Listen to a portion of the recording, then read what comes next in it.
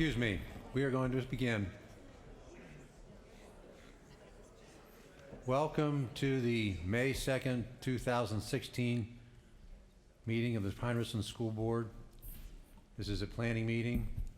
We'll begin with the Pledge of Allegiance. I pledge allegiance to the flag of the United States of America, to the republic for which it stands, one nation, under God, indivisible, with liberty and justice for all.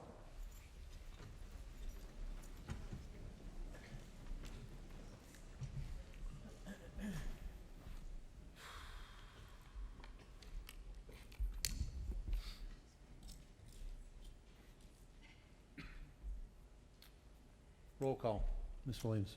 Dr. Banyas? Here. Mr. DiTullio? Here. Mr. Sundo? Here. Mr. Kashani? Here. Ms. Dawson? Here. Ms. Goebel? Here. Ms. Johnston? Here. Mr. Lyons? Mr. Stegman? Here. Thank you. I have no specific president's statement this evening.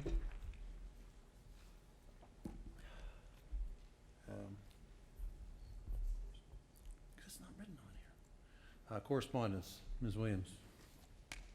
Ms. Jennifer Bissell emailed the board regarding the restroom practice as well as student mental health. A letter signed by 1,436 people was received by the board regarding student mental health. The following community members communicated with the board regarding restrooms, locker rooms, and shower use practices: Wendy Masick, Eric and Kiera Anderson, Audrey Dunn, Jennifer Neal, Leslie Miller, James Leakey, Jennifer Bissell, Joanne Hazley, Cheryl Stewart Miller, Robert and Christine Misbach, Lisa Hartman, Margaret Dombrowski, Denise Kerr, Brian Freivogel, Catherine Vesco Freivogel, Denise Reidenauer, Dean and Terry Pomerleau, Linda Schwinier, and Gary Hartman. Thank you. Item 1.03, recognition of visitors. If anyone wishes to speak to the board, please approach. Please limit your discussion to 3 minutes. Good evening. My name is And Craig please, Russell. okay, thank you. State your name and address. No problem. My name is Craig Russell. I live at 206 Logan Road. I have 2 children in the district, and I wanted to speak quickly because I sat through the staff services meeting, and I also spoke at the last planning meeting early last month, and I will do my best to stay close to the 3-minute limit and honor that. But I began my statements the last time I spoke to the board with the proposition that this policy that you're going to work to formulate, or administrative regulation, however you want to, whatever nuance you want to apply to it, I started with the proposition that it has to not be about transgenderism. And I'm going to reiterate that. I hear a lot of rhetoric. I hear a lot of discussion. I hear a lot of comments in the news and social media. I hear a lot about the issue of transgenderism. And it's very easy to get swept up in it, frankly. It's an emotional issue for the people that are being confronted with it. It's an emotional issue for parents who are concerned about their children. And I'm here to maybe take another shot at trying to define for everybody on this board the sides in this issue. I know that sounds divisive, but hopefully you're going to see that I'm not as convinced of that, because on the one side of the issue, you have a group of students who have a sincere and genuine desire to understand who they are, identify who they are, live their lives, and who have important privacy rights that need to be protected. And you have that group. Then you have the other group, which is comprised of students that have a sincere and genuine desire to understand who they are, live their lives, and they have privacy rights that are important and have to be protected. And if you allow yourselves to be swept up in the emotion of a particular ism, and you adopt a policy that is predicated on how you feel about that particular ism, then you've done a disservice to one side or the other of this particular point of concern. Because whether you endorse, embrace transgenderism, whether you oppose it, and I can guarantee you that everybody in this room and everybody in this community has an opinion about transgenderism as an issue. And I can also guarantee you that if this board does anything but completely disregard what everybody's opinions are about transgenderism, including your own, then you will have not discharged your obligations as a student board. And what I mean quite plainly when I say that, ladies and gentlemen, is privacy is a fundamental right. It's recognized in our country. It's recognized in our Constitution. Everybody, regardless of whatever issues they're confronted with, have an expectation to have zones of safety, zones of privacy. The fact that people want to talk about being scared, they want to talk about sexual assault, they want to talk about all these parade of imaginary horribles, quite honestly, I'm not concerned about that. We're in a school, and I don't expect that that kind of risk really exists in this context. But my comfort in saying that is predicated on the expectation that it's a safe environment. And you as a board, it's even more paramount for you to make a policy that protects everybody's rights. It's unreasonable if we take everybody's emotional wants and needs as being equivalent. If we say, you're a transgender student, you have every right to be a transgender student. You have every right to expect privacy, to be free from an environment that makes it more likely than not that you're going to be subject to abuse or bullying. And that right is no different than any other student's rights, and it's no different than any other student's expectations. And when you tell me that you have a practice that functionally exposes a certain group of students to the prospect that they're going to be in an environment where their privacy rights are being violated, and it's predicated on the stated emotional want or need, you can even go as far as calling it a need, and it's still inequitable. It is still wrong. If this board was putting forth the proposition that a transgender student has to go to the bathroom of the biology and the anatomy that they present, I'd be up here saying that that's wrong. I'd be up here saying that's unreasonable, because it would be an unreasonable imposition on the well-being of that child. But don't turn around and tell me and tell my children that you've got to look the other way, because that's not reasonable either. There's a way for everybody's interest to be protected and to minimize the imposition that you're placing on people. Please summarize, Mr. Russell. I'll summarize just in short by saying that as you develop this policy, you've got to set aside how you may feel about transgenderism as an issue, because if you don't, and you adopt a policy that is functionally a meritocracy based on some stated emotional need, the next ism will be along shortly.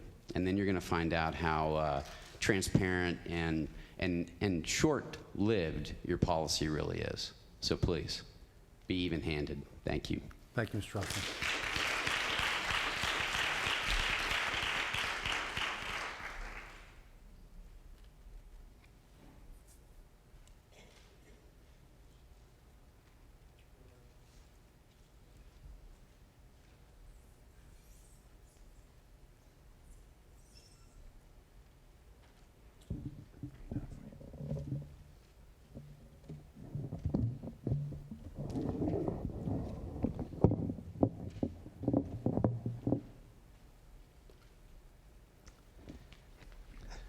Dear members of the school board, my name is Nathan Stuyvesant.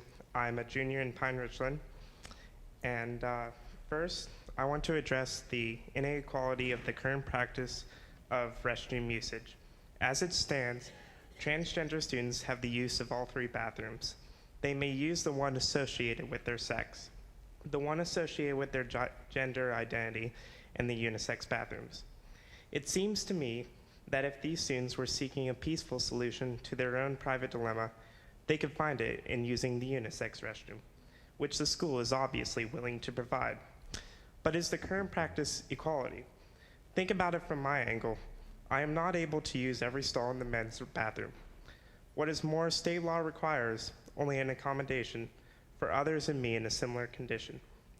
But I'm not arguing that every stall must be fully accessible. Why? Because I appreciate that accommodation. Transgender students seem to want more than a solution. They seem to want to advance their cause at the expense of others' comfort and security. Bullying is the other thing I want to mention. Transgender students may receive bullying, but so do those who disagree with them. A friend of mine and fellow students suggested that I give up my disagreements so that I would not end up a social outcast. I do not want to be a social outcast, nor am I willing to give up my comfort and safety. I therefore urge the members of the school board to construct a policy that will focus on accommodation, one that seeks a solution rather than one that advances the cause. Thank you.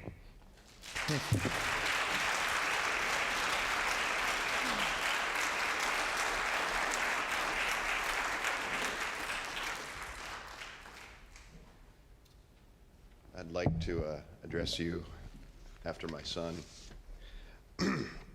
My name is Jeff Stuyvesant, and I live at 3914 Bakerstown Road.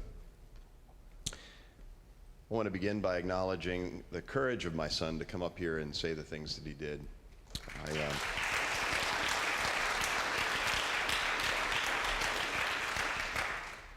I know how much heart and bravery it took for him to do so, especially in front of you folks. It's always intimidating for a child to come up in front of adults and speak like that, but also in front of his peers, which I think is that much more difficult. He knows what it may cost him to have done what he did this evening, and yet he speaks from the heart with courage and conviction, and I admire him for that. Let me tell you how courageous it was for him to do what he did this evening.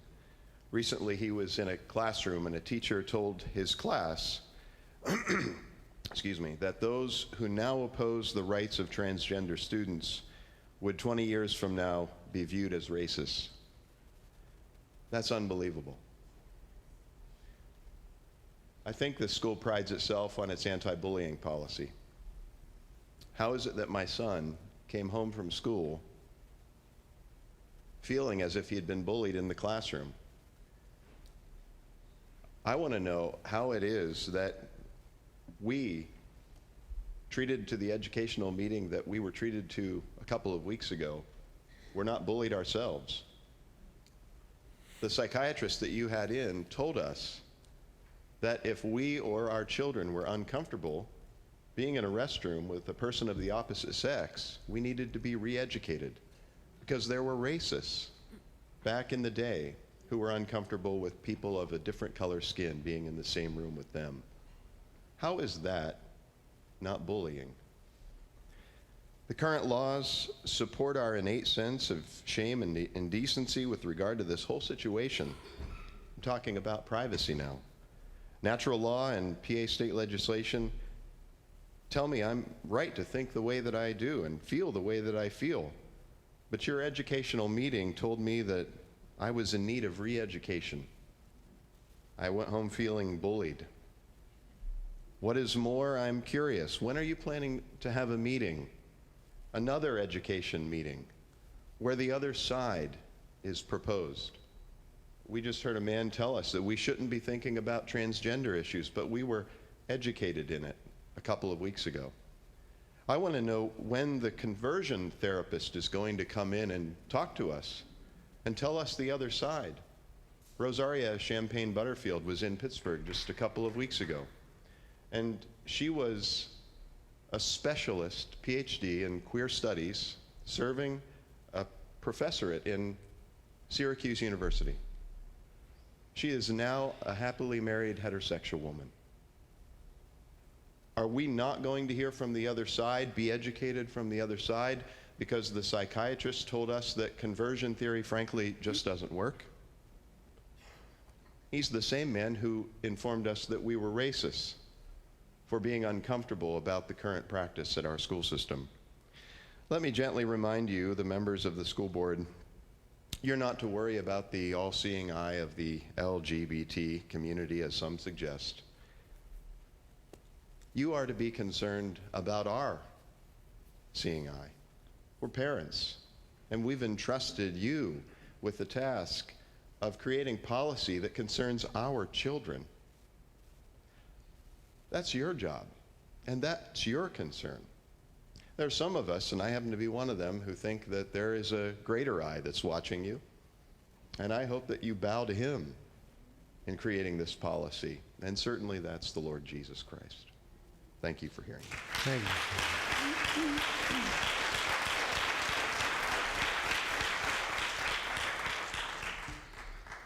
Hi, my name is Rob Betza, and I'm a senior here at Pine-Richland.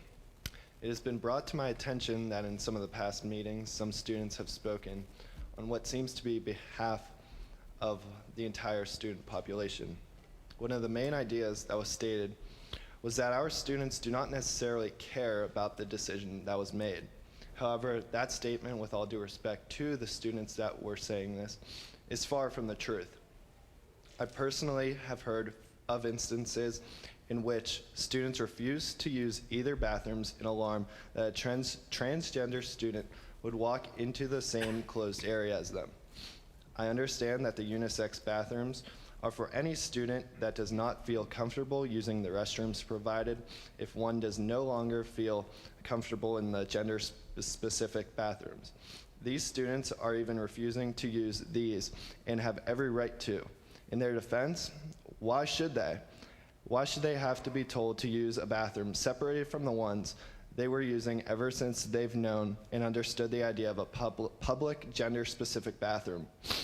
What happens?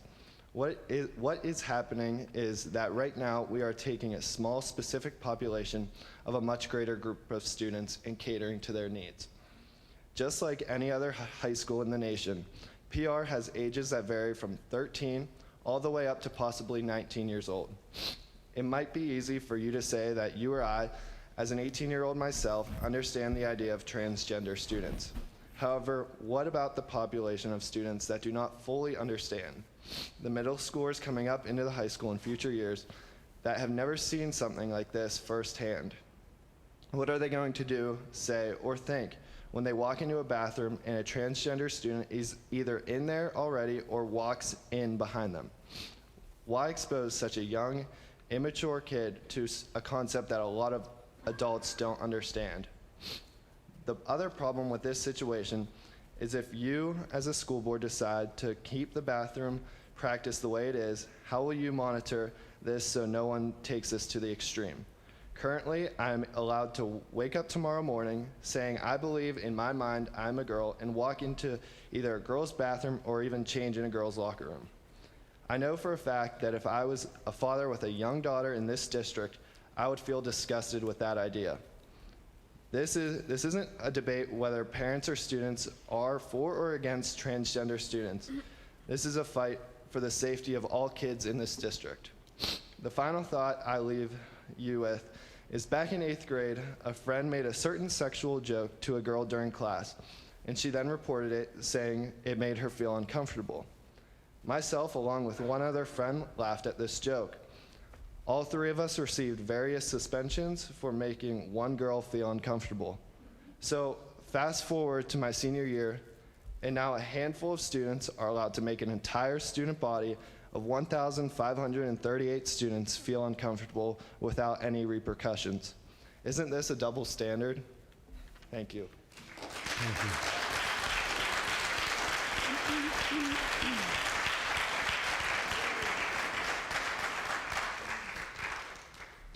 Good evening, ladies and gentlemen of the board. I'll attempt to keep what I have to say brief and as professional as possible because I have a very strong view on this situation.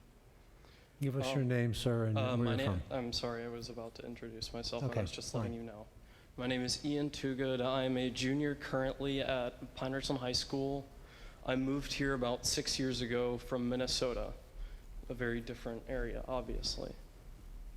And I'm almost an Eagle Scout, and I'm very active in my church community. Just giving you examples of things that I'm interested in and am active in, to give you the idea of what my mindset might be.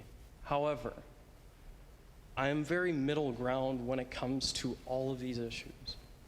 And as far as I'm concerned, the debates that we have had are asinine. We are dealing with one half saying my child is having their rights taken away. And then we have the other half saying, you are uneducated. You do not know enough. Now I beg the question, what is enough? It is an ever-changing issue.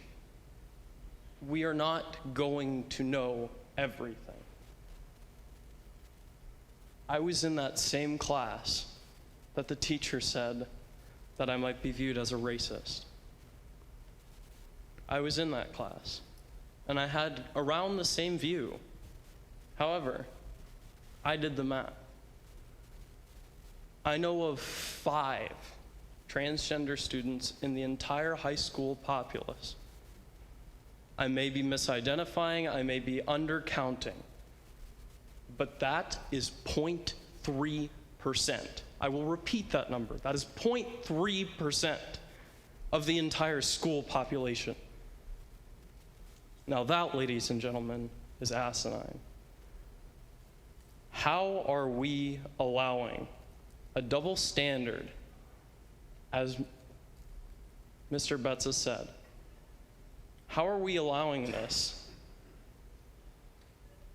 when I myself, I brought a whole handful of articles to read to you, and after hearing that, I don't need them. Because honestly, the policy that we're going to make, you are going to make, I urge you and I plead you to understand that whatever decision that you make, you will offend someone.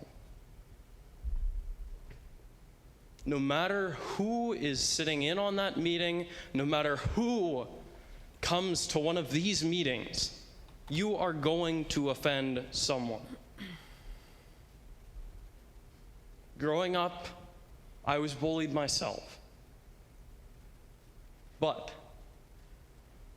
this brings me to my next point. I believe there are bigger issues than this. Because to me, bullying teaches you lessons nothing else can teach you. But you need to know how to deal with it.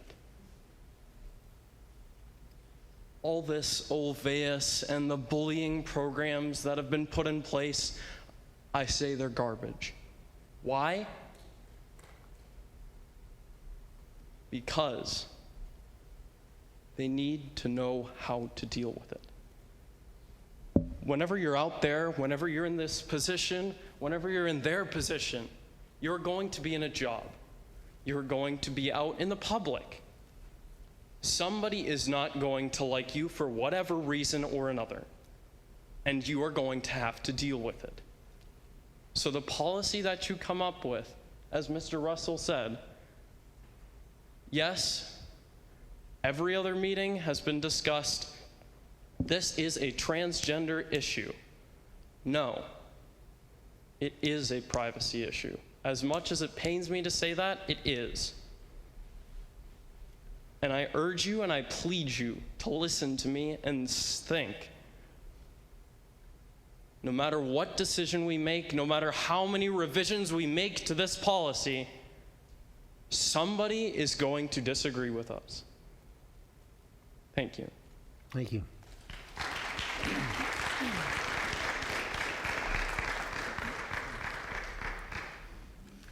Hi, my name is Melissa Bordias. I live at 112 Chowning Court. I'm here partly on my own behalf, but also on the behalf of my daughter, who is a 14-year-old 8th grader and will be in the high school next year. Just to give you a little bit of background, I have a master's in genetic counseling. I was a genetic counselor for many years before I had my children. I am now a counselor for adolescents who are at high risk for unplanned pregnancies and sexually transmitted infections due to their sexual practices. That being said, I'm not here to talk about the sexual practices of anyone who's transgender or gay or anything like that, because I really don't care. My issue is a concern that my daughter has shared with me. My daughter actually has many friends who are in the LGBTQT, etc. community. One, in fact, who has attempted suicide twice because of his discomfort with his body issues. Body issues are a big deal when you're a teenager, regardless of where you sit, wherever you stand. My daughter has as much sympathy as a 14-year-old can have for people who feel uncomfortable in their own bodies. And I do as well, because I have worked with some of these kids, and I understand how difficult it is. However, it is also exceedingly difficult, and I ask you each to think back to when you were a teenager and when you had to change for swimming class in front of all the other kids in your class. Girls especially. It's mortifying, it's embarrassing. All kids develop at different ages, and if you think that the kids don't look at each other and make comparisons, then you don't remember what it was like to be a teenager. It is a privacy issue. It is a mental health issue for kids, not because I think anybody is mentally ill, but because body image and the things that go with it are extremely important at this age. Most psychologists and psychiatrists agree that your body image and your image as a person, whether it be gender and et cetera, is not really fully developed until you're in your mid-20s. And we're taking kids who are just entering puberty and asking them to not only be comfortable with their own bodies, but then be comfortable with something that is very difficult for them to understand and very difficult to process. My daughter is mortified at the idea that someone with male genitalia would be in the bathroom changing with her, regardless of what their sexual preference is. She's 14 years old. She's going to be 15 next year. She struggles with her own identity at times, and yet she's afraid. Not afraid that they would hurt her, but that yet another part of her identity will be judged, whether it be her hair color, whether it be the size of her chest, whatever. The other question that I want to ask is, and I know from my own experience and from statistics, that when we look at the transgender community, it's about a 3-to-1 split of boys identifying as girls versus girls identifying as boys. Now, is anyone here comfortable with someone with female anatomy going into the boys' locker room to change? I would be very frightened for that female student. For bullying and comments and things that could take place, just because boys are boys. But nobody's talking about that particular issue. Now, if I had been a high school student and somebody said to me, we'll make an accommodation for you so that you can change in privacy in either a gender-neutral bathroom or the nurse's office, I would have been thrilled at the idea of not having to change in the locker room with other kids of my own gender. I think it's extremely important, just like many of the others here have said, that to take the privacy issues of 0.3%, who are already being more than reasonably accommodated. More than reasonably accommodated. My own daughter said if somebody would let me change where people didn't have to see me, I'd be thrilled. 0.3% of the high school population, and perhaps a little bit more percent if you look at some younger students in the district, are being given more than reasonable accommodation for their particular situation, which I acknowledge is very difficult. But I think that we can't forget that. More than reasonable accommodation. Thank you. Thank you.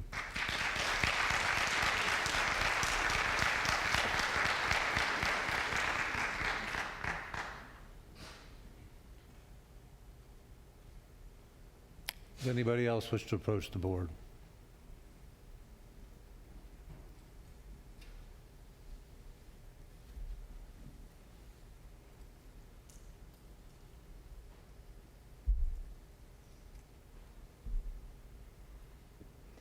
Hi, my name is Nancy Barnes, and I live on Carrington Drive, and I'm really nervous. But I guess what my concern would be is I went through having a friend who was transgender back in the 1990s, back when it was a bit more unheard of. At first, I thought that he was kidding me. He was a coworker. And I'll never forget what I felt when I finally realized, wow, he really is telling me the truth. And I looked at him and I said, Ed, is this what you want? He's like, yeah. He said, I've struggled with this all my life. Now, bear in mind, we were adults. And I looked at him, I said, I love you. Whatever you need for me to support you, I am there for you. I get it, and I support you. So I feel like, in some level, I do know what transgenderism is, because I went through this with a friend who was a coworker. I can actually remember one day he came over to my house. He still had to dress like a male at work, but he came over and went into my bathroom, changed in to become a female, and we went out shopping together because it was okay. I just wanted to be his friend and support him, and she is very happy right now. But I will say this, he changed in my bathroom. We didn't change in the bedroom together. I am also a mom. My daughter is 9. We are mandated to send our children to school. I do have to give incredible thank you to Pine-Richland. We moved here because it's a wonderful school district. My daughter has special needs. I can't say enough about Hance Elementary School and what they've done for her. You guys are great. And so I really don't have an option to pull my kid out and send her to a private school because I know that her needs won't be met, and you guys are doing a fantastic job in that area. And for that, I'm so grateful. But look, it's my right to also raise my daughter the way I want, and she's private. She's she doesn't even want her dad to go in the bathroom with her anymore. No, mommy, just you. And I know that things are going to change, and maybe someday, who knows, maybe even my daughter might someday come to me and say, Mom, I think I identify as a male. I don't know. I don't know what life holds for me, but I agree this is an issue of privacy. And what scares me is if you, and I don't know, maybe I'm old-fashioned, but if you open up the door, we go to Pine-Richland football games. It's a family event. She's only 9, but we've been going since she was a baby. And you know, you tell a 9-year-old, no, you can't walk around with your friends at the football game. So as a mom, I struggle with how much independence I can give her, but I've finally let her walk around with her friends at the game, and now I'm thinking, okay, if we go to a football game and this policy's in place, and she's with her friends and I'm not with her and she has to go to the bathroom, and I am not saying that the transgender students will go in there and cause any harm. If anything, I think that they are more on their P's and Q's than anything because, you know, but now you have a situation where if you see somebody walk into the bathroom that's a male, you feel like, I can't say anything now because I don't know if they sexually identify as that. So now do I not let her go by herself at a football game? And I don't even know what Eden Hall and the high school is going to bring, and that's yet to be determined. But I just feel like as a mom of a daughter, but even if it was a son, this situation is so much bigger than us. It's obvious this is across the country, and we as a country are going to have to figure it out. But I just feel like bathrooms and locker rooms are vulnerable places, especially locker rooms and showers. And I just feel like you don't know how everybody feels. And what if you had only 5 kids at the school that said, I absolutely don't want this? Do we turn the policy around now just to accommodate them? It's bigger than us, but you have to have privacy in a bathroom, privacy in a locker room. It just seems to me that it should be a right. Thank you.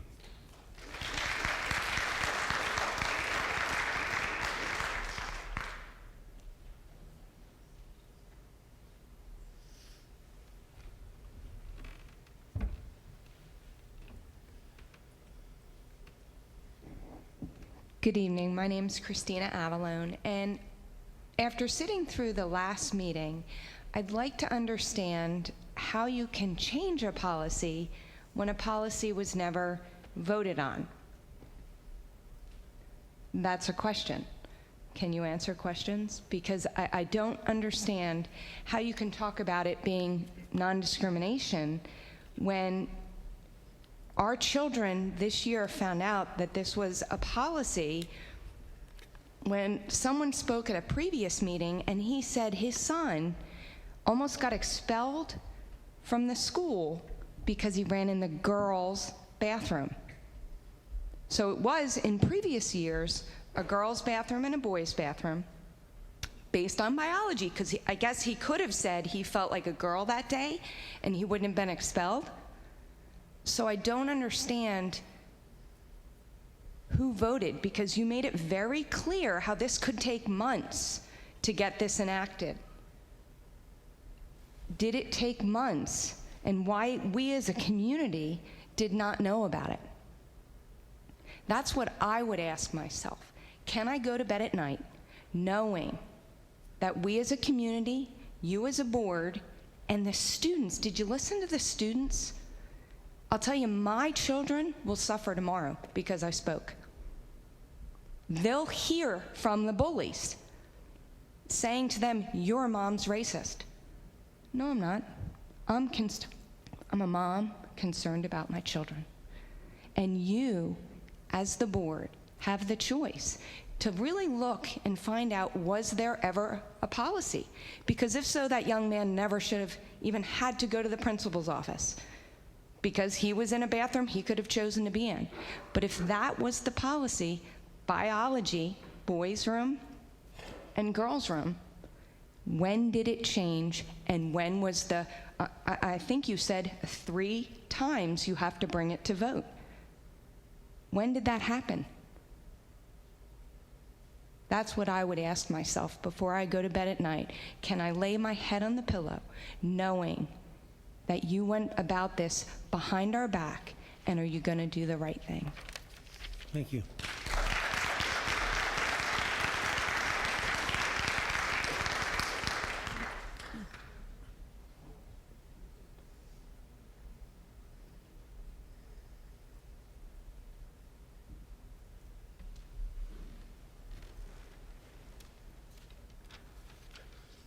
Hello, my name is Jack Danucci, 207 Pine-Richland Court, Wexford, PA 15090. So, over the last couple of months, just recently, maybe a month or 2 ago, with the installation of the unisex bathrooms, I think all of the students just thought that they were for the transgender students, and everybody said, oh, that's a great compromise for them, and everybody said, oh, that's a solved problem. And I think me and every other student thought that until a couple days after the unisex bathrooms were put into place. I saw one of the transgenders walking into the bathroom that they associated with, and I thought, well, that doesn't seem right at all. And it led to a lot of questions for me because I didn't know anything about it. And then after the first board meeting with talking to my dad, he said that it had always been a practice that the transgender students could go into any bathroom that they pleased. And it just feels like the students really right now don't know what is even being debated here. After the first board meeting, my dad talked, and a bunch of students approached me, said either, why did your dad talk, or why does he even care? Some of them even said, why is he trying to get the unisex bathrooms removed? And that's not even what's being debated here. And it's just the students, there would be a lot more students here, I think, if the students actually knew what was being talked about. Right now, there's just a lot of misconceptions and miscommunications from the board, I think, to the students, because it seems like only parents are talking about the issues as far as their kids are concerned. And as a student of Pine-Richland High School, it just seems like none of the kids are talking about it. One, they might be scared, which right now I'm pretty stinking scared just talking about here, because I know tomorrow people say stuff to me, but I just feel like there's a lot of girls and guys that I've talked to that just feel really uncomfortable with this. and it just something needs to be done about it. So, thank you. Thank you.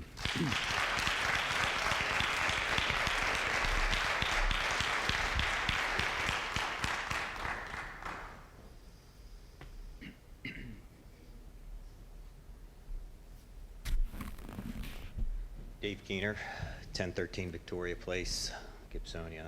I don't really have much to say other than I'm not sure if you know this or not. I mean, you definitely have the authority to do this, but there is an underlying issue of bullying going on because of this situation, okay, for those students that are involved.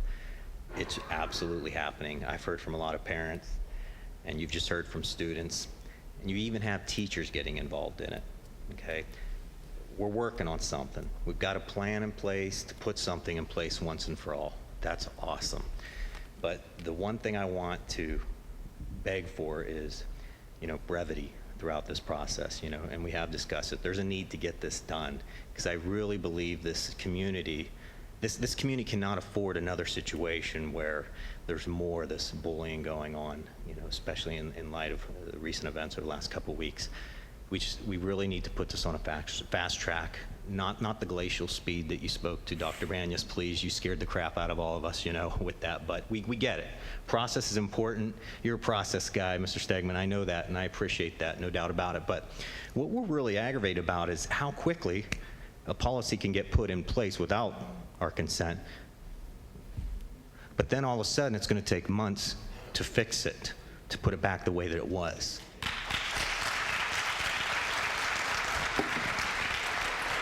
There's also some precedent that's actually been recently done for those of you out there. Look at Marion County, Florida. It was in the news last week. They had a superintendent as well that implemented a policy against the will or consent of the board and the parents.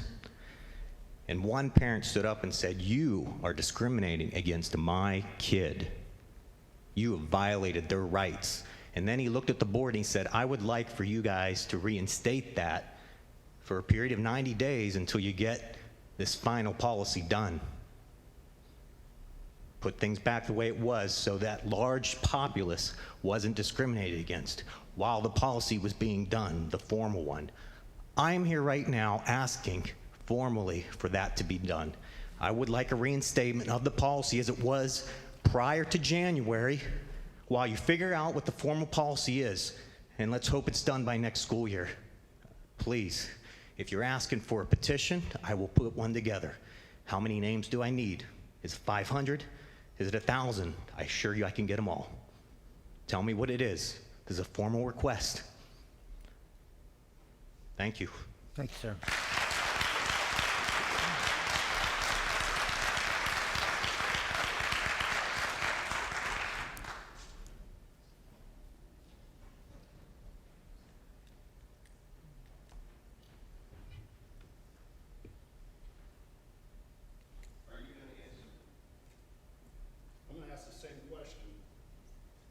So I'm Jay Danucci, 207 Pinecone Court. Again, I did not plan on speaking. I was told the last time that the public wasn't to interact with the board.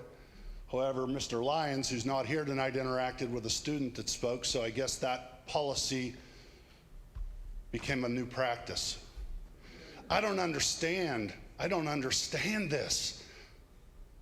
If Dr. Miller, you would send an email out tomorrow, first, upgrade the servers and upgrade the bandwidth coming into your email servers.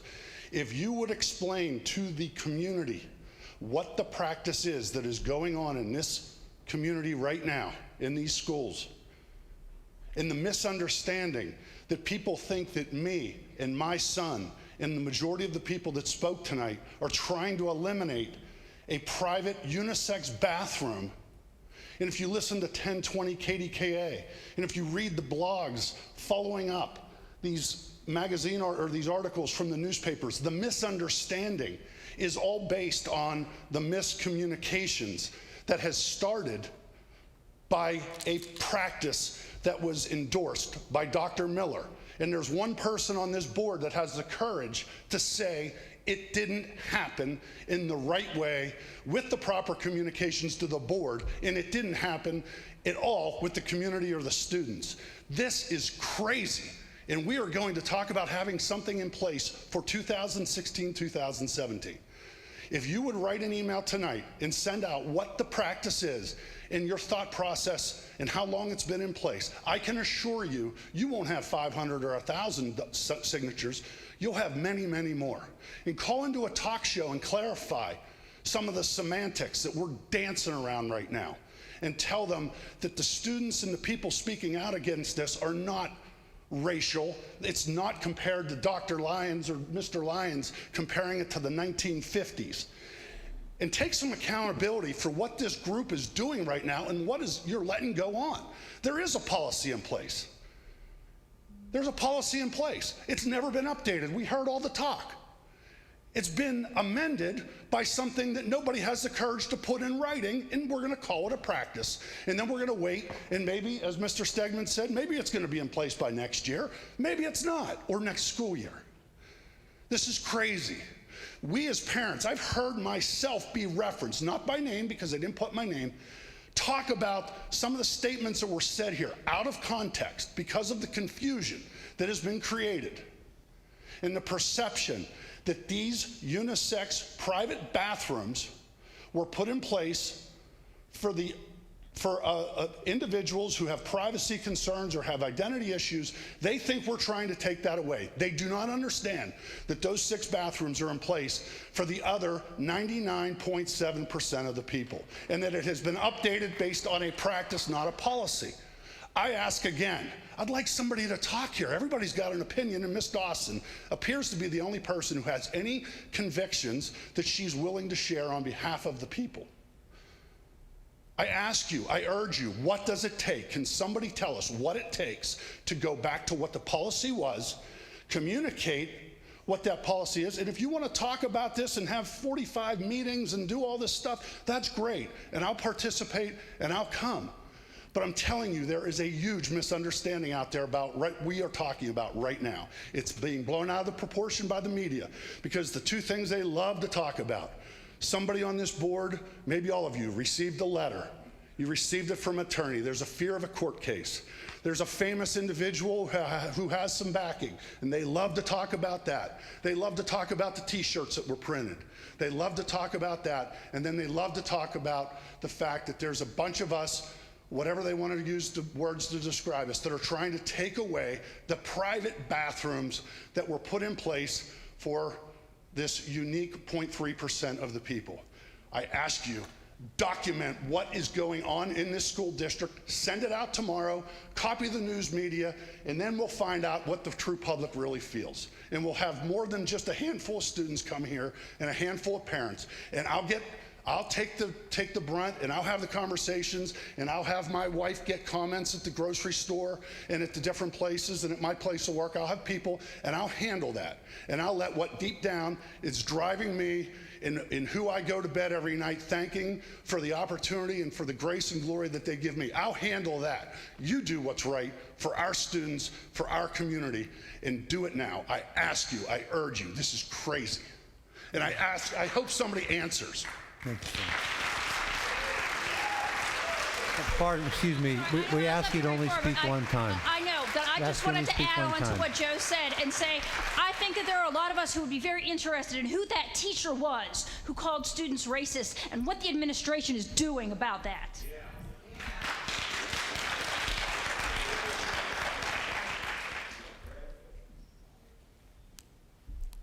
Anybody else wish to approach the board?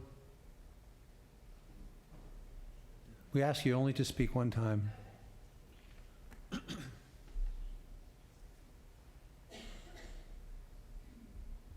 Hello, my name is Wendy Masick. I'm at 5710 Summit Street, Gibsonia. I wasn't planning to speak this evening. I did speak earlier at the meetings that when this all first started, and I have been called several names, one being that I'm unchristian, that I am not open-minded. That is not the case, and I do ask again for clarification as the others did, because people are confused. And if you think that you shouldn't put out a public communication asking people what they think about this, I think it's very arrogant, because everybody has an opinion. And if they're not good opinions, you toss them out. I've worked in oncology for 15 years. You do studies. You see what the public wants, and then you take valid responses and you decide off of that. It's not a hard thing to do. And I would reiterate what they said. Please put out some sort of communication as what's going on here, but because people are very confused. They have no idea. They think this is a transgender problem, that everybody hates transgender. That is not the case. I feel, my heart bleeds for these kids that are in a gender identity crisis. I feel very badly. I'm the mother of 2 small children. I'm scared at what this community is going to turn into. I grew up in this community, and I chose to live here and continue my family in this community because of the reputation of this school system. But if you put garbage policies in place, you get garbage in, garbage out, and everyone learns that. So please, take a thought, do the right thing, and don't cross that line. You can go up to the line, but you know you open Pandora's box once you say somebody can use the bathroom that they identify with that day. People are going to push the envelope. It doesn't matter. It's already happening. There's documented cases. Please don't be bullied yourself by lawyers or people with big names or big money that want to push you around, because that's not what we're looking for. We're looking for strong individuals to stand up for our rights as parents. And don't forget that there are children and they are minors. Thank you. Thank you.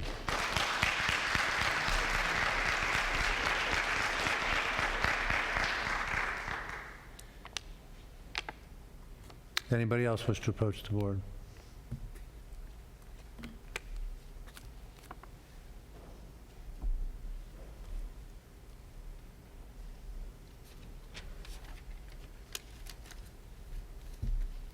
Hi, my name is Amy Nichols, 1019 Van Velser Drive. When I went home last month after the meeting, something that just kept stirring in my mind was a comment made by a board member in reference to the people that are showing up to these particular meetings to voice their opinion, and where were the people before. And that really bothered me, because what I came to realize was that before January, I didn't come to as many meetings because I trusted that things were being done in an honorable way. And now I need to be at every meeting because I feel like the trust is gone. I just wanted to make that statement. Thank you.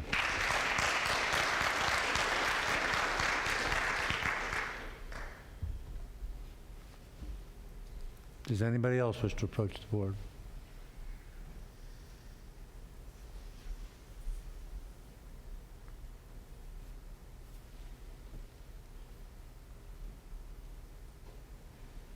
My name is Tom Zersky. I live on Ivy Drive in Gibsonia. And let me first say that it's a shame Mr. Lyons isn't here, because the most entertaining part of these series of meetings that I've attended is him trying to demonstrate how stupid you are and how stupid we are. So we've been missing tonight that form of entertainment. There's no doubt that the law in this area is heavily scrutinized and most likely to change. But why on earth we're choosing to get out in front of that is beyond me.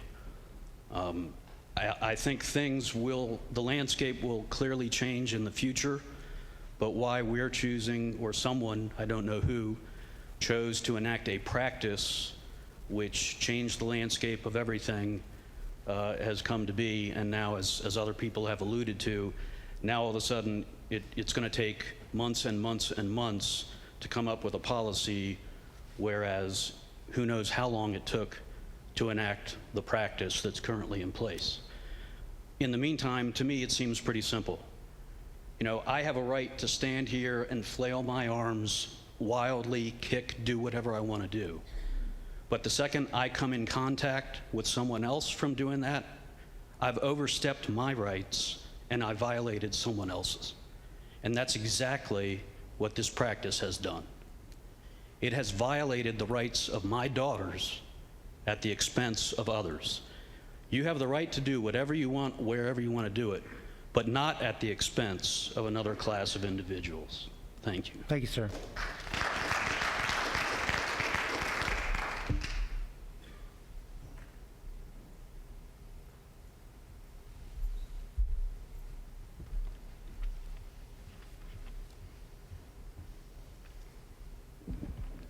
Andrea Gingrich, Pine-Richland alumni of 2014. I mainly have a question. I had a lot of things I wanted to say, but sitting in the back, one thing in particular came to my mind. My senior year at Pine-Richland was one of the worst years of my entire life due to mental illness. And these past couple weeks have brought up many emotions for myself as well as my family. And my question is when we will start having more board meetings about bullying and mental illness once we get this policy in place.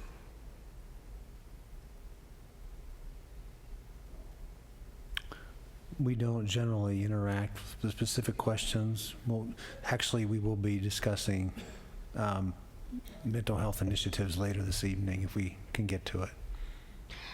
Okay, so right now, I guess my question is that this is priority about discriminating against students, and instead of talking more about what the real issue is and the bullying and the mental illness. I'm sorry, we're not in a position to interact with questions, but we will be discussing mental illness later in the board in the student services section. All right, thank you. Thank you.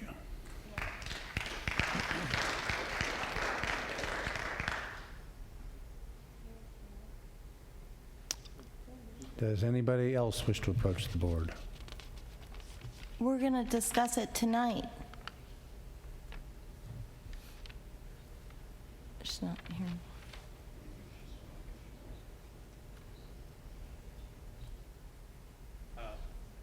Alan Bordius, 112 Channing Court. You heard from my wife earlier.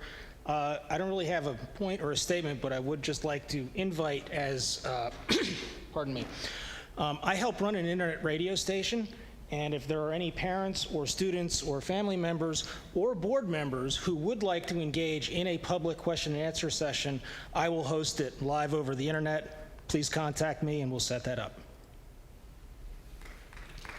Thank you, sir.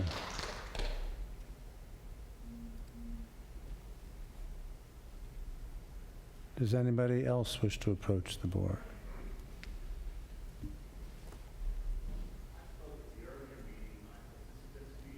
It's a different meeting.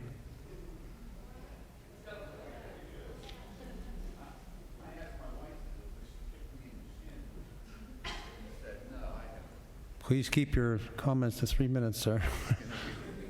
This is going to be very quick. Keith Loisel, 180 Wedgewood Drive. I had sent a link, actually an excerpt and a link to a website prior to the last meeting that I thought was incredibly interesting. This is from the National Center for Transgender Equality. So it's obviously an advocacy group for transgenders. And they actually address this particular issue on the website under the heading Additional Steps to Ensure Equal Access to Gender Segregated Spaces. The model policy ensures equal access to all school facilities and equal participation in school activities by making clear that all students have the right to be treated according to their gender identity for these purposes. And I'm just going to skip down a little bit. Recognizing that some students may feel uncomfortable using shared facilities. These may include transgender students, students with disabilities, or other physical differences, students who are reluctant to use facilities alongside a transgender student or other students. The model policy, again, this is what they're recommending. They're recommending. Now, I expected when I got onto this website, it was going to be pretty wild. I was shocked. The model policy provides for accommodating students upon request by providing a safe and non-stigmatizing alternative. In addition, the model policy encourages schools to assess their existing facilities and convert those that are designated for single users to be gender neutral and to provide for single user facilities in new construction and renovation. As others have alluded to, we already did that. And that's all they're asking for. And this is an advocacy group for transgenders. I don't think we need to go beyond what they're advocating for themselves, do we? Thank you very much. Thank you, Mr. Loisel.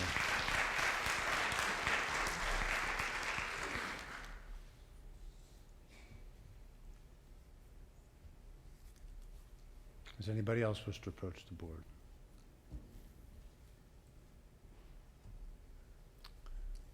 Thank you all for speaking. We appreciate it. Item 1.04, minutes for approval.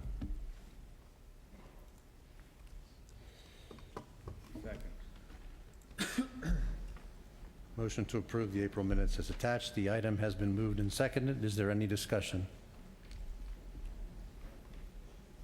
Hearing none, all those in favor say yes. Yes. Yes. Opposed? Motion passes.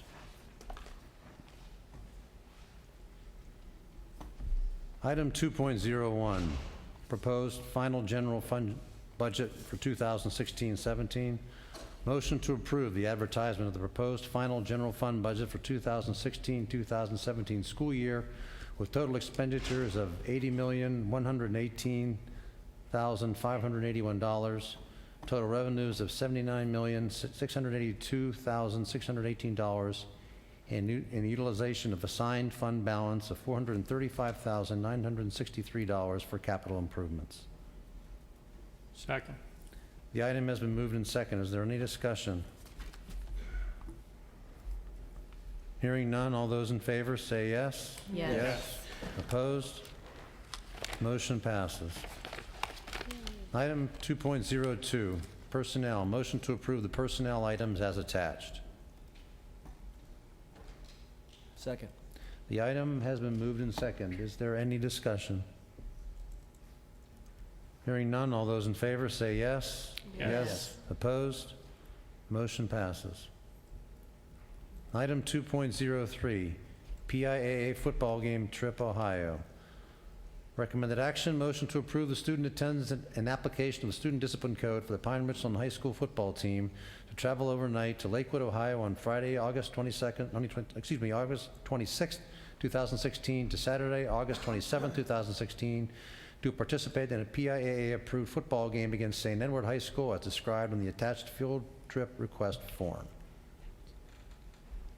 Second. The item has been moved and seconded. Is there any discussion? Hearing none, all those in favor say yes. Yes. Opposed? Motion passes.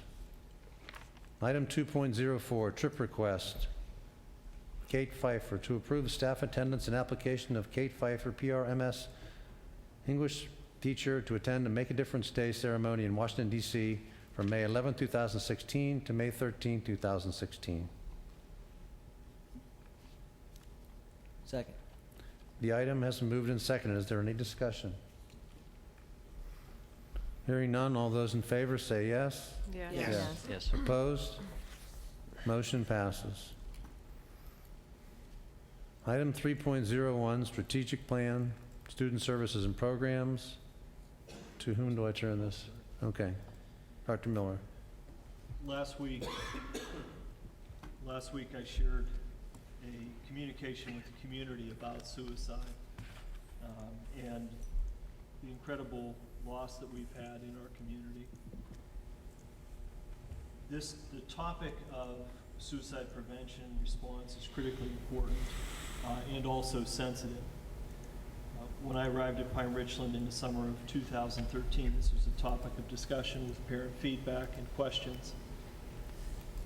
Over the past few years, Dr. Davis, our Director of Pupil Services, Dr. Paxson, our lead psychologist, have led a number of efforts to focus specifically in this area. Tonight, they'll share a little bit of an update with the board and also community on a topic that has received and needs to continue to receive much attention. A few of the points of things that have occurred as we think about how we support our students. In the fall of 2013, we had training occur with all staff, and that is an ongoing process that we need to continue to consider. And I think the doctors will share a little bit about that. One of the decisions that we shared with the board a few years ago in terms of talking about this was to frame it a little bit more broadly around the idea of resiliency. And resiliency was a term that certainly is out there and was defined locally here as we consider all of the protective factors that help children and adults respond to, recover from difficult challenges and adversity, and continue to move forward. So that topic of resiliency is one that we've communicated with staff, that we've tried to talk about with parents, and will continue to do so.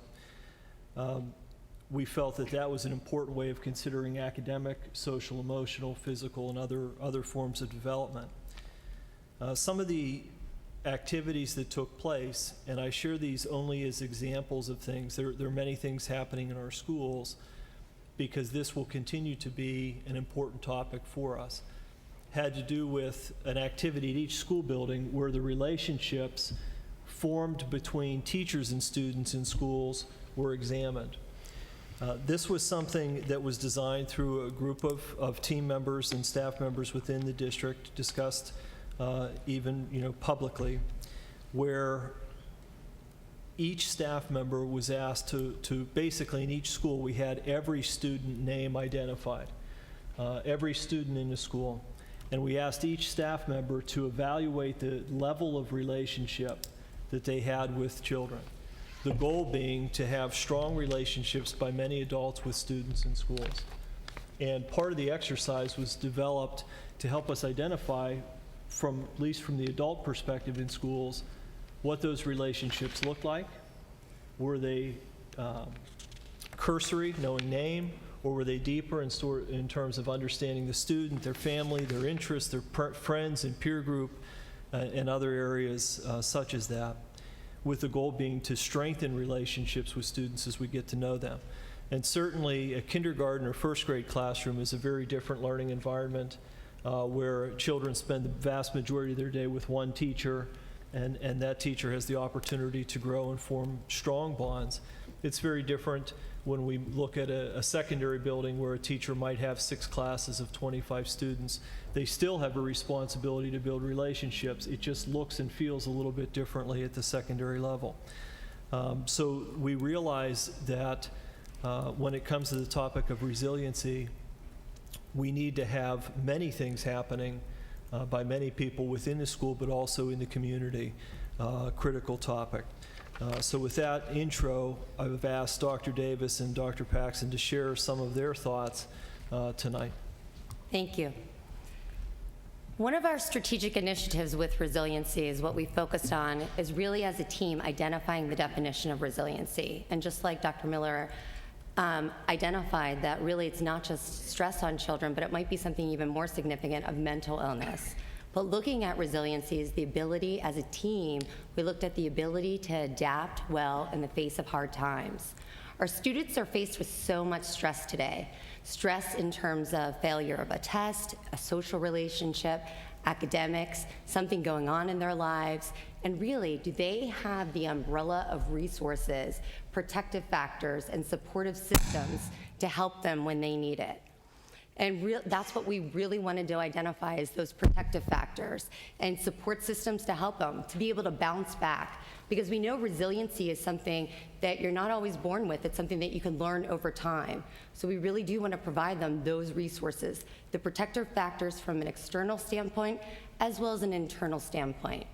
So as a team, our initiative is to really empower our students to really successfully achieve, but also pursue their interest and engage in really lifelong learning. So they are gaining these protective factors and these skills to cope when times are difficult for them. When you look at our framework, our resiliency framework, there's an internal and external strengths.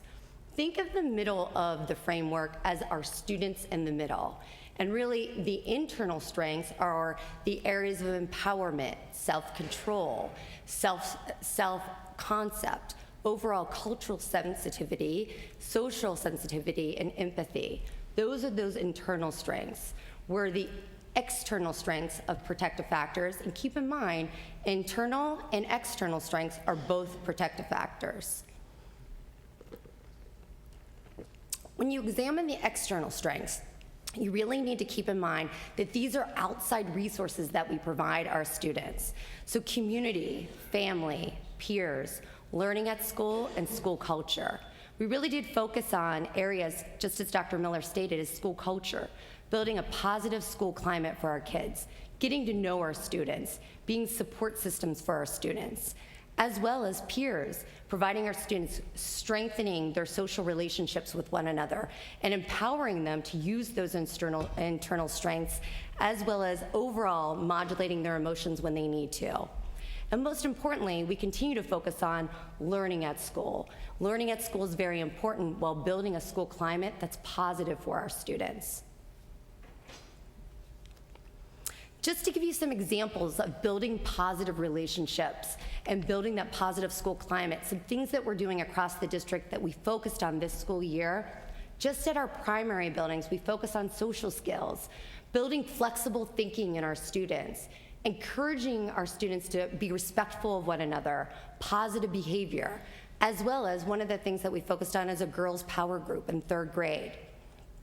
At Eden Hall, I don't know if you're familiar, if you've read the book, the school focused on this school year, One School, One Book.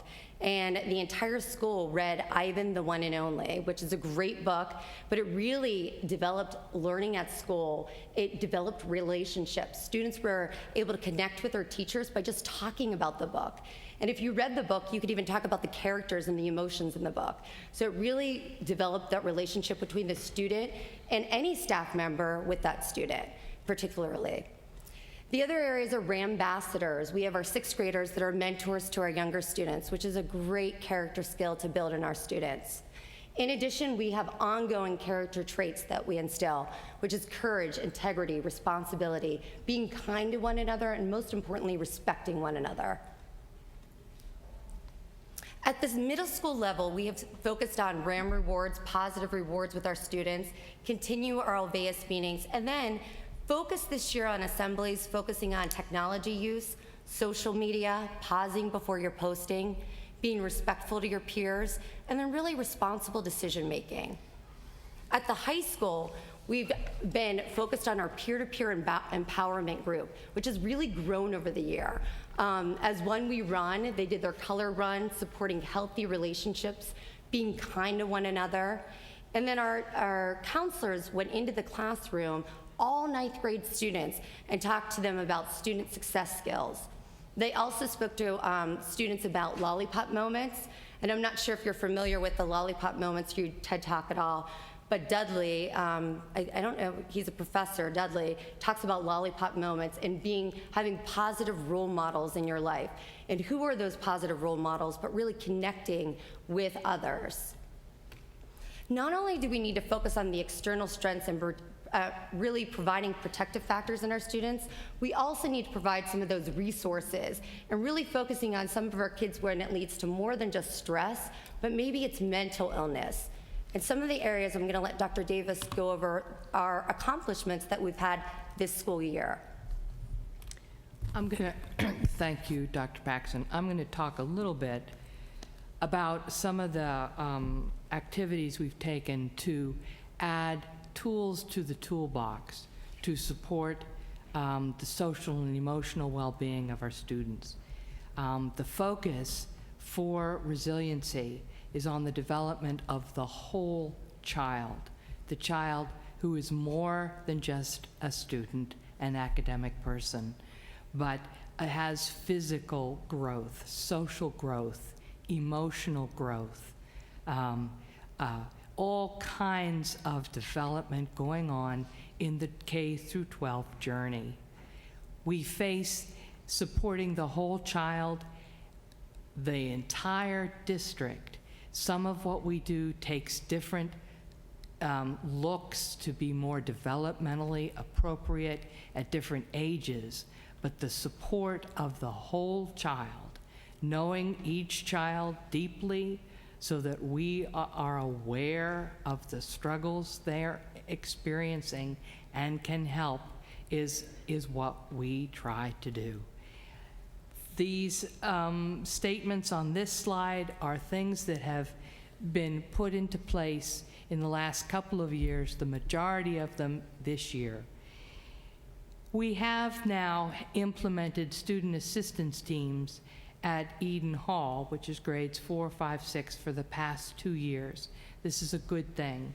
Student assistance teams are made up of educators trained to identify barriers to student learning and connect students and families to community resources and to resources within the school to help remove those barriers. As of this month, May, we have student assistance teams operating in the primary buildings now as well. They were added this year. The training occurred in January, I think it was, and then they are now meeting as teams this year. So that is also a good thing. We have revised our district protocols for how we assess suicide ideation and the threat of suicide. We revised those assessments. We have trained all of our guidance counselors in their use. They are currently being used in every building, we hope at our next opportunity to discuss mental health to prevent some data on what we're finding through those assessments. We have implemented what we call pupil service teams in all 6 schools. These teams we find to be critically important. These teams are teams of administrators, school counselors, and school psychologists who meet on a regular basis to understand the most sensitive, confidential student needs we have for students at risk. The reason these meetings are important is because we must have the support staff in each building aware of the needs of every student at risk. We cannot let a single counselor know something about a student this critical without informing everyone else, so that when that student is having a crisis or in an emergency, anyone, any counselor, any principal can help. It would be an absolute, just not good to have the person most familiar with that student not in the building when they most needed help. So the point of the pupil service teams that meet regularly in every building is to strengthen that communication between the support staff. We have gone into the high school already this year, and we'll be going into the middle school and high school again this month to present to students, train students on how to report their concerns to adults in the building about their friends, that they are aware of going through problems and struggling. We need our students to help report that to us. So we go into the classrooms, we have already at the high school, and we'll be doing that again this spring. We approved in March last month the suicide awareness policy. It is a policy that gives specifics on how to train staff, students, and parents in the awareness of suicide and the interventions appropriate. Also with that policy is a set of administrative regulations for how to implement that policy. Many of the points of the policy are in play. We still have some parts of that policy to finish implementing. And again, I'd like to talk more about that at a later date. We have brought in, through Holy Family Institute, third-party therapists to work with our students at the high school. We call these services school-based mental health services. This is a critical tool in the toolbox because this allows parents to speak directly to a third-party counselor and set up counseling for students here at the high school. We have found in years past that oftentimes there were barriers to students getting the therapy that they needed. We are in the process of gathering data on the use of those services, so we will be able to present, our recommendation for how those services may be expanded in future. We have collected data for 3 years through the implementation of an Olveus bullying questionnaire. We have administered that 3 years in a row and have analyzed the data on 3 years of data, which is nice because it gives us trend data as well as data for an individual year that gets at how strong are the protective factors at play in our schools of positive school climate, positive peer relations, and relations with adults in the schools. It gives us that information on school climate. It also gives us information about where the bullying most happens, what kind it is, where does it happen, how often at school.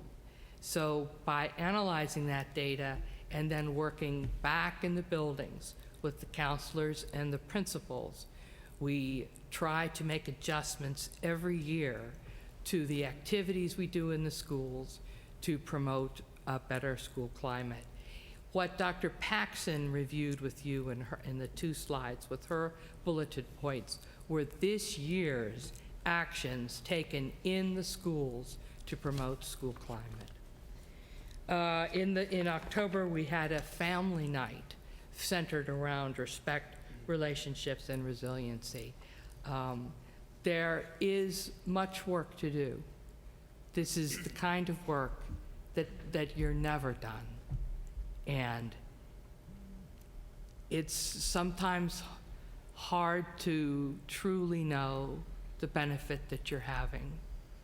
But I can only say that I cannot imagine not doing this work. And anytime you have a student death, it's too much. It's completely horrible. So this is some of the most important work we do. And we look forward to having an opportunity to talk more about it. Thank you.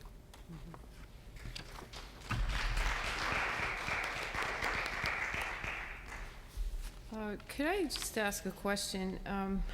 Well, I very much appreciate that you have made these efforts, but I do want to address something that I have repeatedly said over the years, and it has to do with Olveus. We had a student stand up here tonight who criticized Olveus, and this issue of resiliency, where you mentioned that it is not something that everybody has and we learn it over time, or not. And I would like to suggest that resiliency is a lot of pressure, because to assume that every student has the capacity for resiliency is ignorant, in my opinion, because every student is under various degrees of pressure.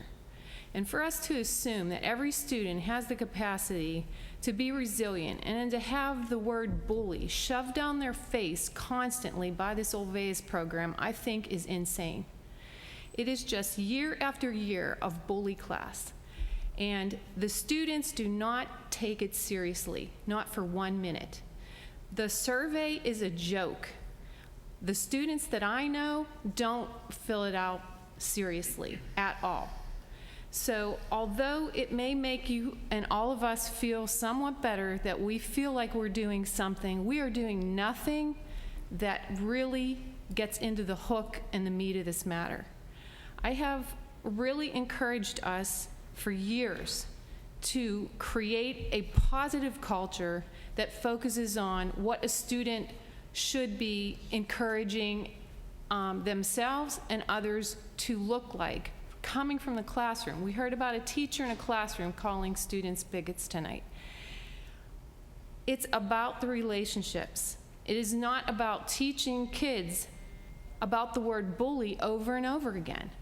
And I guess what I'm missing and have been missing for years is what does a proper school climate look like and act like? And it's not about consistently talking about how to be a bully, how to not be a bully.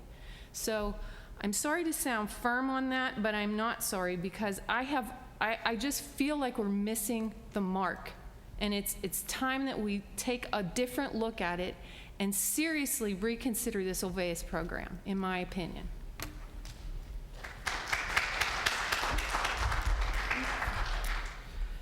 Doctors, real quick, if I may, the second or third slide with the 2 circles, or the slide deck in general, does not address any of the internal factors identified. Is there a reason it's omitted, or we're still working on that, or can you speak at all to how we may be actually addressing those, or supporting them, or strengthening them, or? Absolutely. So I think the outside slide does address those external strengths, but the inside slide does focus on the internal strengths and how we need to address them. And some of the things that we are doing currently is through our social skills groups and really teaching those kids how to modulate and control their emotions and work through them. But what we really want to focus on, what we're also focusing on, are some of these outside resources that we're providing our students. Yeah, I would add to that, you know, to Mrs. Dawson's point, which is around the goal is to create and nurture. It's not a one-time thing. There's no magic, I don't think, in this topic. But it's create a positive school environment. What does that look like? You know, it looks like respect for differences. It looks like fun. It looks like kids being engaged in activities, having a wide range of opportunities for students in school to get connected. It may be through marching band, it might be through athletics, it might be through an after-school club. Those experiences, it might be through doing your homework and building some of that self-discipline and responsibility and strengthening that. So I think it happens in a lot of different ways. And the goal is to do it through a positive lens, not through the absence of a negative situation. I think there's balance there. But for me, good examples are when you have a teacher in a classroom who's designed maybe a small group activity and is helping kids understand the skills to work together with a classmate on a project and work towards those learning goals. Doesn't get a lot of attention, but it's very much around building, how do I work with somebody? How do I work with somebody different from me? How do we work together towards a common goal? How do we produce that, whatever the assignment or activity is? As the teacher, how is the teacher overseeing that and for providing feedback and helping grow? So I think there are a lot of pieces to that we can talk about. You know, one of the things that they mentioned, this is such a sensitive but important topic that sometimes I think there's hesitance to talk about some of it in a very direct public way. Our suggestion tonight is to look at an upcoming student services meeting where we can focus more specifically on this in a little more collaborative kind of setting. There are other factors. We haven't talked tonight about drug and alcohol use and abuse. It's a factor. It's a factor here at Pine-Richland just like it is in other school districts. We know when risk factors exist, we need as many protective factors in place to try to help that. And so the idea is, how do all of these parts and pieces work together? You know, a year ago, we were talking about the possibility with the board of a school-based mental health concept. That took a lot of conversation over many months, and not exactly knowing whether that would be a resource that took root and was used. The findings have been after the first year that it absolutely is a need and potentially a need that can be expanded in the district for discussion, not tonight, but down the road. So that would be my response to your question about how do some of those internal protective factors get developed.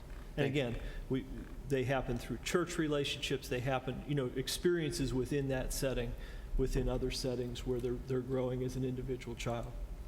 I would just add, rhetorical for this evening, but for future discussion, from a personal note, or from a personal perspective, the conspicuous absence of accountability.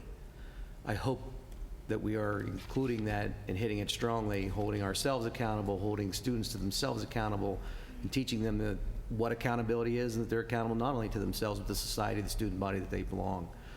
I hope that's part of this whole thing. Absolutely.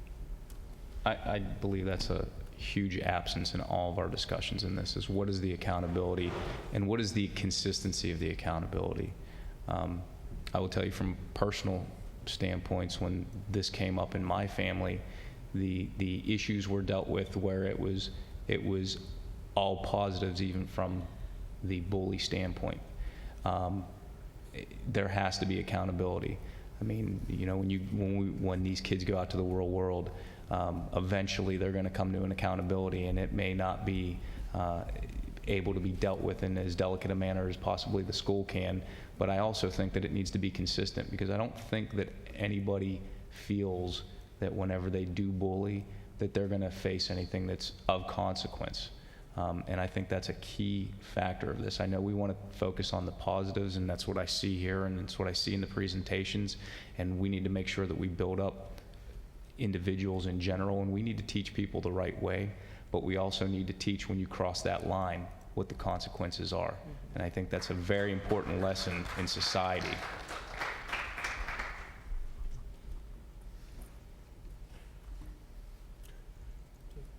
Okay.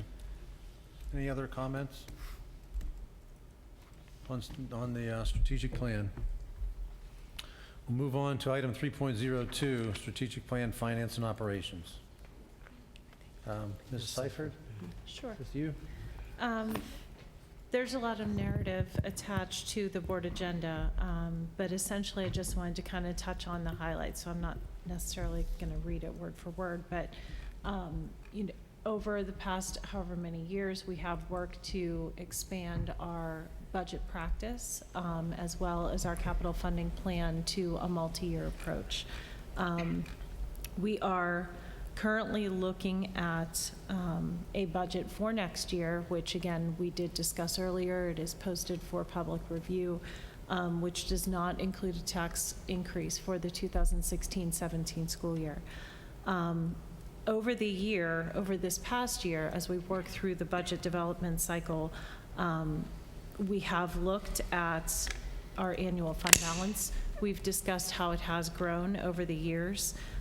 We've talked about that we have not only growth in our community, but we have had stable enrollment, and our buildings have done a great job with disciplined spending. We did have a number of budgetary reductions over the past several years that have led us to this point.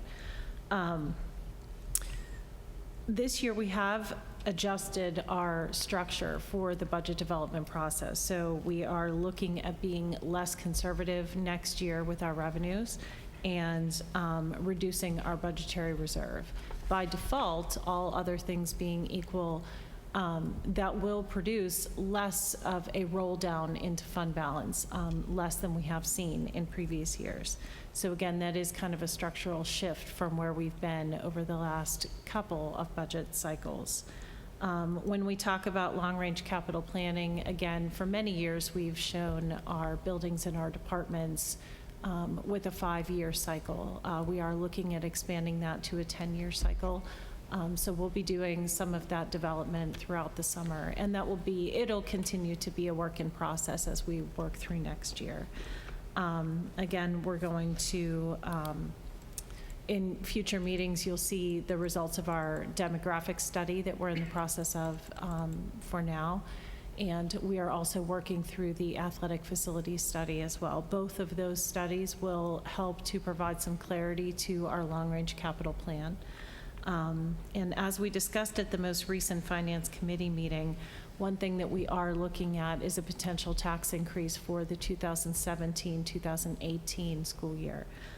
So again, even though we're not looking at a tax increase for next school year, we are looking at one for the year after. Essentially, what we're trying to do is help to offset some capital expenditures that we know are coming. Most of those capital expenditures that we've looked at to this point have been repairs as opposed to enhancements. It has been the desire of the administration and the school board to not borrow funds for some of those capital improvements as we look toward our debt service as a percentage of overall expenditures. So again, the goal will be to try and address some of those needs. For example, the replacement of multiple roofs at multiple buildings, to do that without having to incur additional debt. Again, we have talked about that we're aware that we have operational efficiencies. We've presented those over the past couple of years, and we did recently present our findings again with that this past February. We have looked at multiple operational contracts over the years, and we have done our due diligence in trying to reduce expenditures as much as possible. Does anyone have any questions to this point? Okay. Thank you. Good job. Thank you. Any questions for Ms. Seifert? Finance, Mr. Sundo. Item 4.1, at the May 16th voting meeting, we'll be approving our typical monthly financial reports and accounts payable. We'll also be approving our monthly budget transfers. That's item 4.02. 4.03 is an informational item. An updated multi-year capital funding plan has been presented, something that Dana just spoke about in her strategic plan update. Item 4.04 will be approving the A.W. Beatty Career Center budget for the 2016-2017 school year. We will have our first reading of the revised debt management policy. Item 4.06, we did have a Finance Committee meeting a week ago, Monday, April 25th. Dana gave us an update of the status of the 2016-2017 budget and updated us to any changes from the prior update. The multi-year budget concept is, we discussed probably the most in that meeting, and Dana had just gone over in her strategic plan update. And we did discuss at the end the capital funding plan. And finally, we have some finance committee meetings scheduled. However, I'm looking at one meeting May 16th, 2016, prior to the voting meeting that we may want to cancel, since I think we have the budget pretty well nailed down. And also, I see later in student services, we're looking to put a meeting in there that certainly probably has higher priority than just reviewing the budget again. So if there's not any objection, I would want to cancel that May 16th Finance Committee meeting.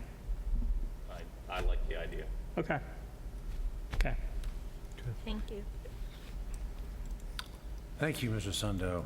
Academic achievement, Ms. Dawson. I guess Dr. Pasquinelli.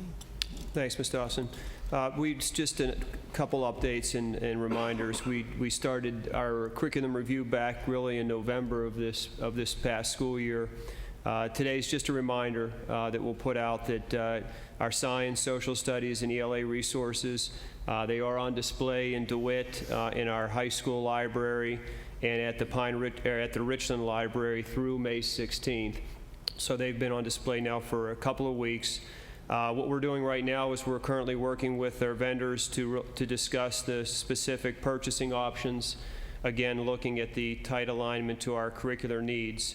I hope to have some preliminary cost figures available for the board for review in Dr. Miller's update by the 13th of May. So as we mentioned before, we plan on bringing a motion forward to purchase some of those resources on May 16th at the board meeting. And then a final reminder related to the resource review. We're going to push that out through eBlast probably tomorrow morning to the community, just so the community is reminded that they have the opportunity to see the resources that are on display. And then again, just for the board's sake, reminder that we did budget for this purchase in the 15-16 budget.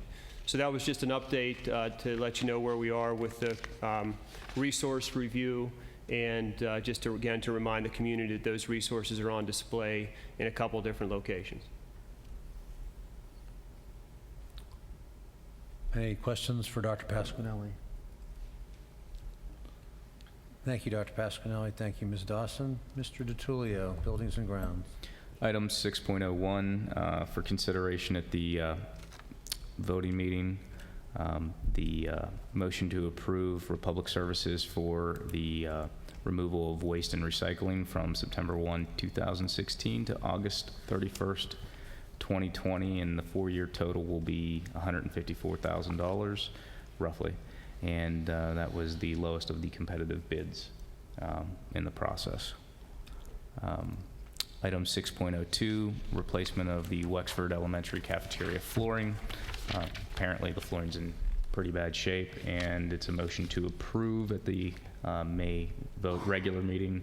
A motion to approve proposal from Redstone Acoustical and Flooring in the amount of $17,770 per the attached data, and it does not require a bid because it is under the bid competitive requirement of $19,400. Is that correct, Dana? All right.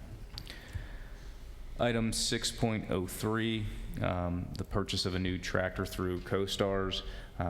It's a motion to consider it at the May meeting. Motion to approve a purchase of a tractor through for Wexford Elementary through CoStars. The purchase would replace the 2000 model that's currently at Wexford. The 2000 model will now be the backup, and the 92 model is being looked at traded in if it's in acceptable condition. I guess Gary will make a recommendation on what to do if it's not in trade-in. Yes, that's correct. He is actually in the process now of trying to receive that trade-in value, so there may be an updated quote attached prior to the voting meeting. Okay. And then if not a trade, I assume sell in the open market. Item 6.04 for board consideration at the regular May meeting. Motion to approve the price quote from Toby Craig RCD to replace the broken chiller unit at the high school for the amount of $14,900. One of the chillers is broke, and it's going to need to be replaced. Is that considered part of the capital funding? Is that? Actually, that one was accounted for in the current year budget. We did have a budget transfer that was done just to cover a portion of it. So we kind of underestimated what the replacement cost would be, but there was a slight budget transfer. I believe it was in the month of March to pull that together. So we had most of the money already in the budget, and then what we ended up doing was reallocating. It was from within the maintenance department in and of itself. So that's hitting this current year, not, That's it's not, correct. okay, all right. Item 6.05 for board consideration at the May meeting, or regular meeting. Motion to approve proposal from Shaw Industries to purchase factory direct carpet for the cost of $13.56 a square yard. That looks pretty straightforward, right? And again, that one is included in the capital funding plan for next school year. The allocation that exists in there is approximately $30,000, depending on how many classrooms it is that we plan to replace. Any other questions from Ms. Seifert or Mr. DiTullio? Thank you, Mr. DiTullio. Thank you, Ms. Seifert. Student Services, Ms. Johnston.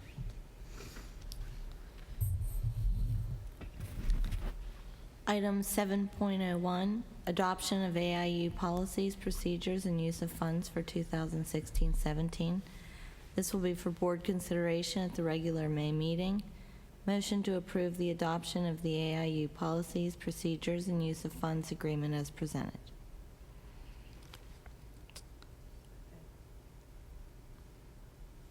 Oh no, it's okay, we're done.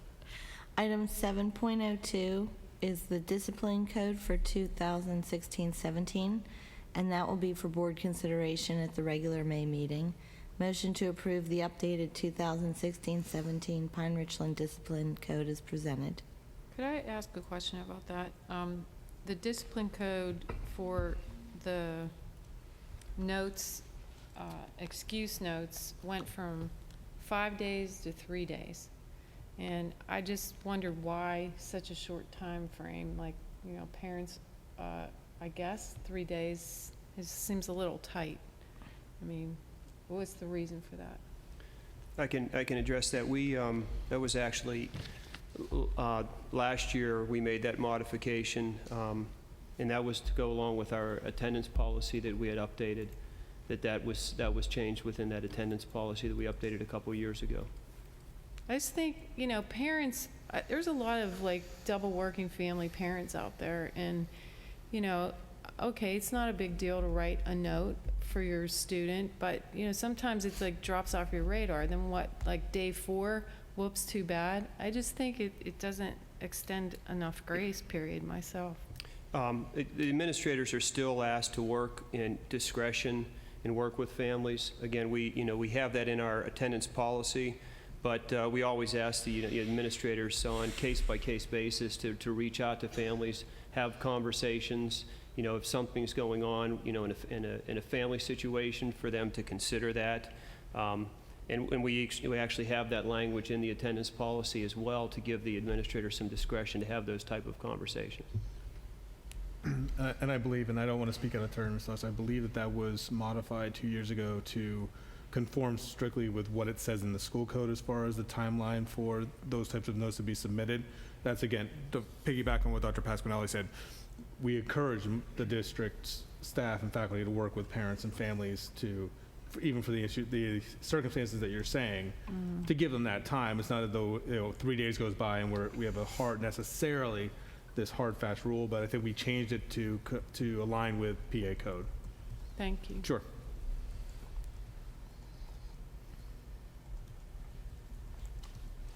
Okay. Item 7.04 is the technology questionnaires, and that will be for board consideration at the regular May meeting. It'll be the motion to approve the potential use of the student questionnaires as indicated below. I have a question about that too. I feel like the questionnaire for the young kids are so long. Like, it just felt like it was really long, and some of the questions seemed, I don't know, maybe it's just me, but I felt like they were a little bit complicated. Like, I don't know, it was just me. This was constructed by Bright Bites. We completed it a couple of years ago. We took a year off last year, but Dr. P? Yeah, I remember when we Okay. did it. Yeah. I just felt like doing it like again. That was just my opinion on it. I don't know if anybody else thought that. It was just my opinion on it. It's designed for only grades 3 through 12. So last time we went through this, the students were able to complete it. You know, they all travel through their computer class over the course of the week, and they were able to complete that within that isolated timeline. So it wasn't too long for them. We wanted to do it again because we think we have some nice baseline data in terms of looking at our technology implementation, the skill level for our staff and students, and then, you know, now we have some differences in terms of how we're supporting our students and staff with our IT department. So, you know, we do this again now 2 years later, and, you know, we can compare where we were 2 years ago to what we're looking at now. Still many opportunities to look for strengths and where we need to grow and develop. So that's why we thought it was a good timing to bring it forward here at the close of the school year. Again, for the high school students and middle school students, you know, with a number of computers on wheels now, we think we can be pretty efficient with getting this information. And we'll wait until we hear from the board in terms of an approval process.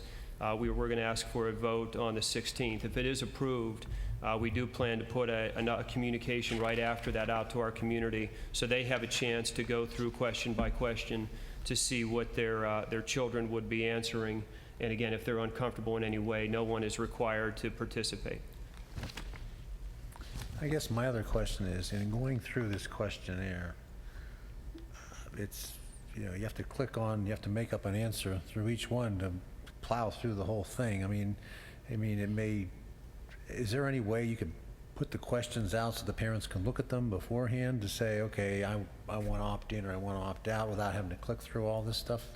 I can look into that, yeah, because I know what you're saying. If you click the links that we provided, you have to answer the question to move to the next question. Right. What I'll ask the company is perhaps they can give us a printout of the questions. Yeah, just for the I parents. think we did that a couple years Yeah, ago. we may have so done we that the probably first have time, it, too. yeah. Yeah, I can look into that, sure. Thank you. Just a quick question on the first couple of questions that ask specifically about technology use in the classroom. Is there really need for those questions? Isn't that a direct output of the curriculum? I mean, in other words, wouldn't we know how often they're using technology in the classroom?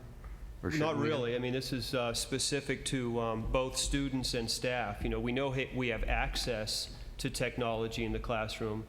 We know within our written curriculum there are areas of expectation for implementing technology in the classroom. But from a student or staff perspective, how often are we actually doing that?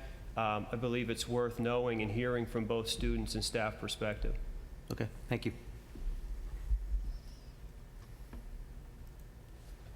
Ready? Item 7.05 is the donation of standard and mobility tricycle, and that'll be for board consideration at the regular May meeting. Motion to accept in accordance with the board policy 702, and with sincere gratitude to Marcy and Carl Fisher, a donation of a Riften R140 adapted tricycle. The value of the tricycle is $1,279.20. That's very nice. Item 7.06 is a review of the Student Services Committee meeting held on April 21st, 2016. A Student Services Committee informational meeting was held on April 21st, 2016 in the high school auditorium. The purpose of this informational meeting was to gain a deeper understanding of transgender youth. Experts from UPMC Children's Hospital of Pittsburgh provided background knowledge from medical, social, and psychological perspectives. In this session, they also addressed many frequently asked questions and misconceptions on this topic. The informational meeting did not focus on legal considerations, facility access, or potential policy decisions. No board action is taken at a committee meeting. The educational component was seen as an opportunity to help strengthen understanding of transgender youth for potential future decisions. I had a question about that. We took questions from the audience, and we were going to make a FAQ sheet. I just didn't know if Yeah, that we, ever happened. I think Dr. Banyas collected those. He shared them with Mrs. Williams. We are putting them, trying to organize them electronically. We'll determine some I think can be answered. Some of the questions maybe cannot be answered as written. So I think we can guide that feedback back to the student or staff services committee we talked about earlier as a piece of input, and then determine next steps from there. Okay. Item 7.07 is to schedule a Student Services Committee meeting. The administration would like to schedule a Student Services Committee meeting to discuss student health, wellness, and resiliency. Tentative topics include suicide prevention and response, substance abuse prevention and response. Yeah, we just wanted to see if that, now that that date and time is available, if That's we perfect. can meet in that time, we would like to do that. I know next Monday, there's a community meeting at a church. We'll have a few staff members in attendance at that open forum. But we'd like to share some additional information, talk about next steps. That's perfect. Okay. Ms. Johnson, I'm sorry, before you move on, I just want to make sure with 7.03 with student handbooks, if there's any board input, I would want to get that back to our administrators here, prior to bringing those forward for a vote on the 16th. So I just want to make sure I didn't miss something or anything there with any questions. Could you expound upon the meeting at the church? What did you just say? There's a meeting at a church? Can we take what he just asked first? Oh, I'm Because he sorry. just asked a different question. Just if there was anything with the student handbooks, I just want to make sure if there's anything to take back, questions, comments to our administrators in preparation for the 16th vote. I had minor things. I wrote them down at home. I can email them to you. Okay, thank you. They were minor, though. Okay, thanks. All right, thank you. Yeah, this is a community topic regarding the student death, and there is a local church who is having an evening session. They've reached out to school districts, communities, many different community groups to just explain that this is going on and to invite anyone who wants to attend. I just wanted to indicate for the board that invitation was sent to us as well. We have a few staff members, Dr. Davis, Dr. Paxton, who are planning to just listen. I can even add further that they've also, this past weekend at their EDGE group for the middle schoolers, they actually did a whole session where they had the kids acting out, role-playing different scenarios and how they would handle them. I think they're doing a wonderful job, and the meeting is May 9th.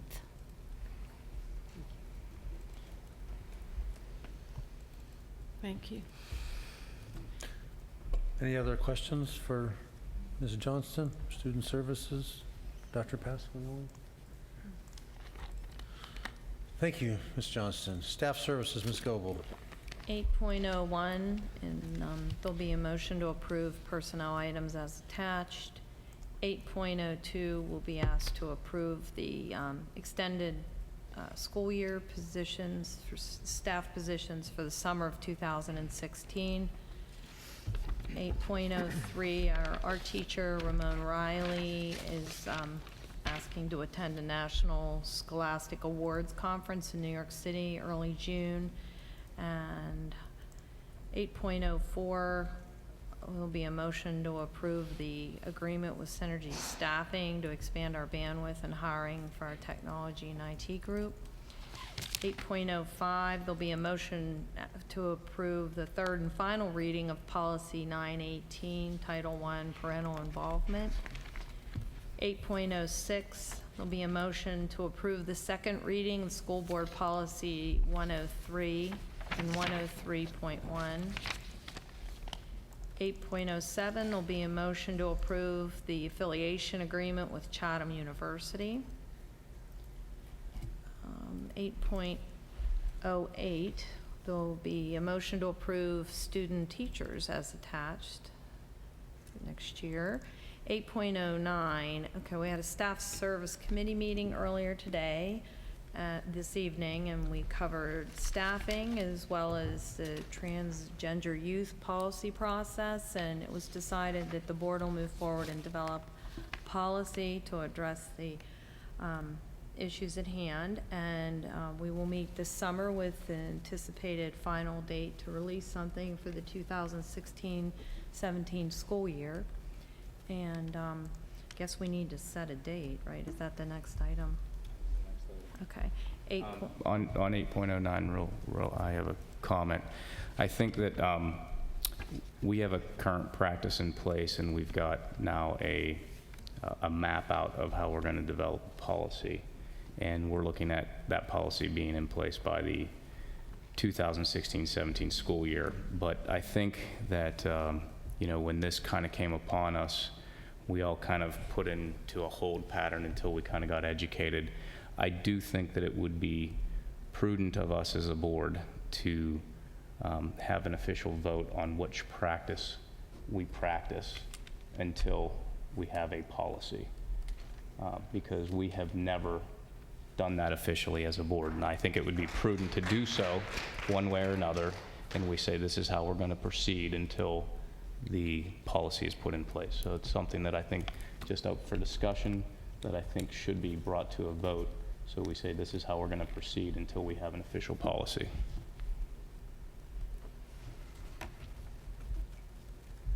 At the proposed committee meeting? It would have to be at a voting meeting. So are you proposing to do that now or at the next meeting? I'm not making a motion now. I'm making a proposal that we put it on the agenda. I think it's a prudent thing to do. I think we've gone through an education process now. I think we're at the step where we're going to start developing policy, but part of the topic of conversation is, okay, so we're looking now at a time frame that's going to put us into the 2016-17 school year. We still have time to before that, and we've never really had official vote from the board on what we're doing now. And we had an understood practice for 50-some years, and we have a current practice now that's roughly 2.5 years, but we really haven't had input in it. So I think that, you know, when we look at putting the board stamp on things, as we move forward, regardless of how it ends up, I think it's prudent that we consider having a discussion and a vote on how are we going to practice ourselves until we have an official policy. So it kind of would be helpful, though, if we knew when the next staff services meeting was, if it was in between the next board meeting, because we were going to expedite it, then maybe we could have some discussion about that and then vote on it. You know what I mean? If at the staff services meeting, if it's before the next board meeting. Greg, you're proposing that all the discussion could happen at the voting meeting? Yeah, you could have the discussion there. We could have discussion now.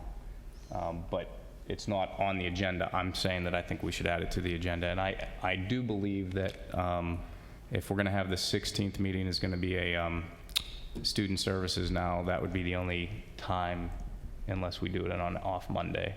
Well, we were going to do a staff services meeting on a separate day, not on a voting day. Okay. Yeah, no, I knew that. But the next Monday, which would be the typical Monday practice, there's going to be the meeting at the church. So it depends, you know, that kind of leads into when are we going to have that next staff services. But I think at the next voting meeting, my preference would be that we put that on the agenda, even if we don't have a staff services meeting before then. In other words, if our next staff services is after the next voting meeting, then we lose another month. I think it prudent for us as a board to put our stamp on the practice one way or another. That's my opinion. Could we have a staff services meeting on a different day of the week next week? We could, Jenny. I'm sorry, what's A that? staff services meeting on a different day of the week. Next week. Next week. I'm actually away May 8th through the 17th. I'm not around, but I don't have to be here. I just wanted everyone to know that.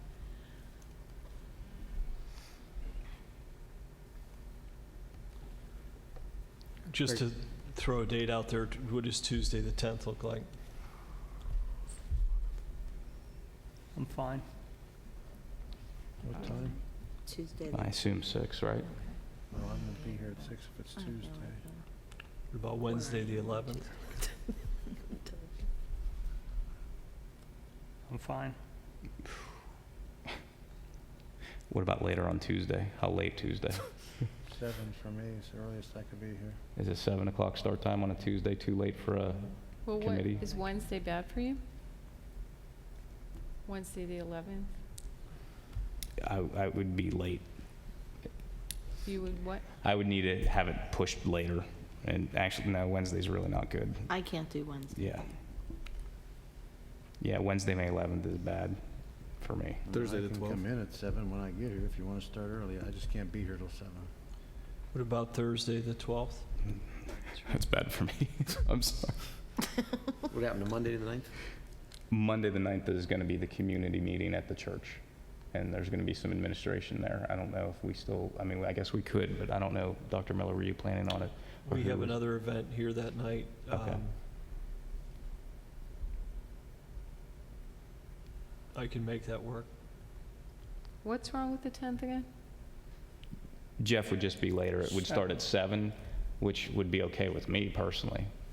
I don't know if Jenny. That's probably even No, I'm better away, for me. though. I won't be 7 here. No, is you better. won't. You won't be here one way or another. That week. I don't care if it's 7. I'm good with 7 on Tuesday the 10th. That's fine. Yeah.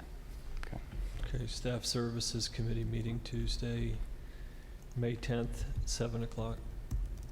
So who would be the chair in Ginny's absence? That would be Ms. Dawson. She's the next most senior member.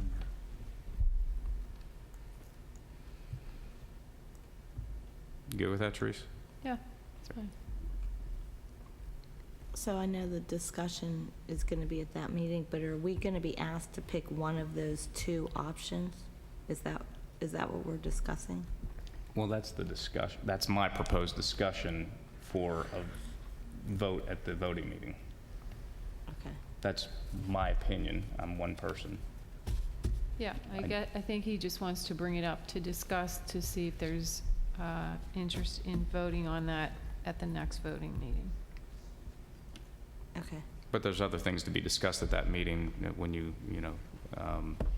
policy 806, 822, 824, I don't know if we... No, those were not intended. This was purely to begin working on the process mapped earlier tonight. I mean, that would be the specific focus of this. This is not, and my only concern with the 7 o'clock start, it's fine, is at what point do people run out of gas to have engaged discussion? And my feeling is that we reach a point where we're not necessarily as productive or effective in our work. So, again. Well, we could put a cap on the time. I mean, even though we don't want, I mean, I think we could probably shoot for a 2-hour meeting limit.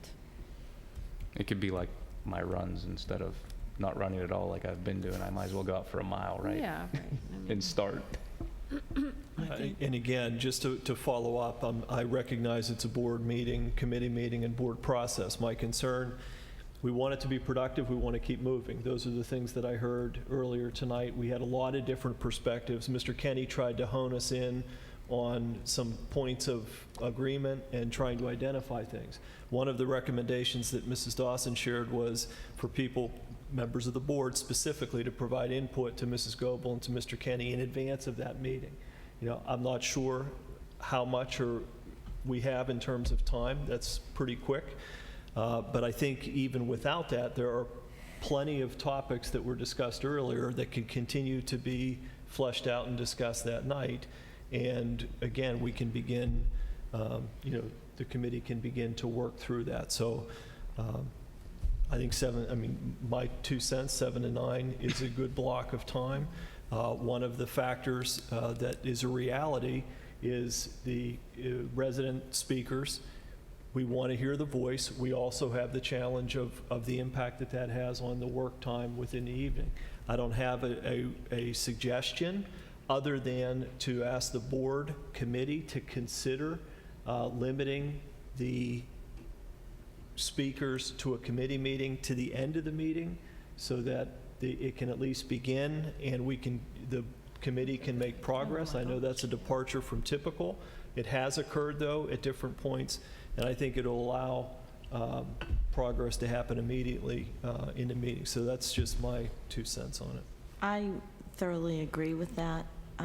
Especially, I know personally I get burned out after a while, so I would really prefer to discuss it and then hear from people after instead of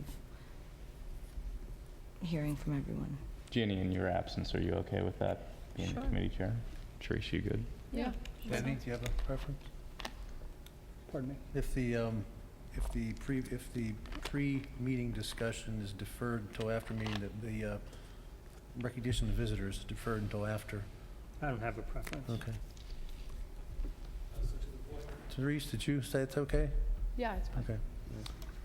So to the point of board feedback and if there are specific draft policy language, draft issues that you want to raise, feel free to send those to me over the course of the next week as we get prepared for the 11th.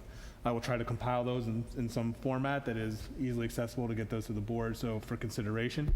And to Ms. Dawson's point, whatever language you want to bring it. I agree with you. Every idea, thought process should be considered and given its due weight and merit. So over the next week or so, feel free to send me emails with your draft language. I'll compile those and figure out a format in which to get those to the board for consideration. Okay? Yeah. I would add, one of the things Mr. Kenny brought up earlier, we've had much discussion about the legal landscape, regardless of anyone's individual perspective. My question is whether or how you want Mr. Clare involved in even committee discussions that have policy implications. That's just a question for the board to consider so that we know what the feeling is. So what's the mechanism? There isn't a policy currently. There's a practice in place. So the output or the proposed output of next week would be temporarily an AR? Well, like I had suggested earlier, if you have language, any idea, if you want to suggest an AR, if you want to suggest a policy. I don't know. So it's to Dr. Miller's question. Yeah. What's the governing output? I mean, I'm on board for something, it's up but to what the is it? board. What's the mechanism?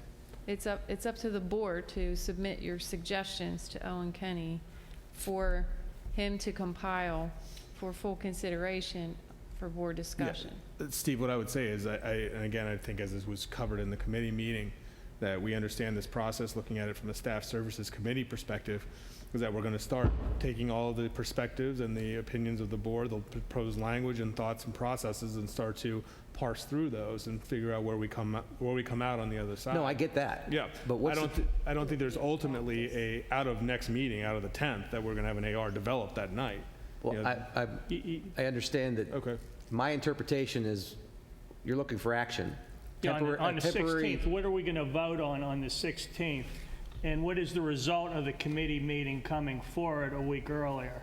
Okay, so the actual decision would be till the 16th. Correct. Oh, as to Mr. DiTullio's. Yeah, that's just one point. That's a discussion topic as to our input on current practice. All right.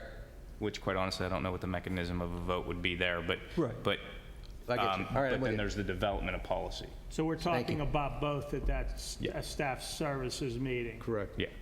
My thought was just a small portion of that staff services meeting, a 15-minute or so discussion on that topic. On the topic of the current practice. Correct. But even though it's only a 15-minute discussion, you propose we're going to vote on it the following week. I propose that we should have input as a board officially, and to me, the next time to do that would be at the voting meeting. Right, but I'm sorry, to go back to one question Dr. Miller asked, yeah, I think the solicitor should be here, because if we're going to take some sort of action on the 16th, we should have his input. I might leave too. Well, I just meant that, Okay. the discussion of Greg's idea will be discussed, so I think we would know whether we're bringing something or not bringing something, right? Right, I got the impression that we were, but maybe that was my misimpression. I thought you said the 9th. My feeling is that if we are going to discuss an option, vote on something on May 16th, which is based upon something we discuss on May 10th, it behooves us to know the legal ramifications of what we're doing. So, unless Mr. Kenny feels comfortable giving that advice himself, I would be happy to have Mr. Clare's advice, if he were available. 10th, I'm fine. Good. 10th. Yeah. 7 o'clock. I mean, I think it's not possible to have a full discussion of this issue without considering the legal ramifications of what we do, personally. So I think we're looking at a lot more than 15 minutes on the topic of what we may vote on May 16th, which will be less time to talk about policy development. Yeah, and I guess, again, it's not to shoot down your idea, Greg. I mean, every idea is worth to be talked about. If our ultimate goal, there's like two sides of that coin. The ultimate goal is to get a policy, and if you can move forward in the policy, and get to the same endpoint, we may or may not want to do that, and that's I guess would be part of the discussion. My feeling on that was that you know, I think that the board should have some stamp on what we're currently doing, one way or another, you know, regardless of what we decide. What we do currently versus what we do moving forward with the policy. Because I think what we're doing currently affects one small aspect of what the policy would be. I think our practice is specific and the policy is going to be more broad-based. I'm fine with that as long as it doesn't slow down the policy development process. And I just want everybody to recognize if we do something May 16th, it would go into effect May 17th. So we're talking a couple weeks of school left. And again, I just don't want, you know, that's fine if it doesn't slow up this policy development.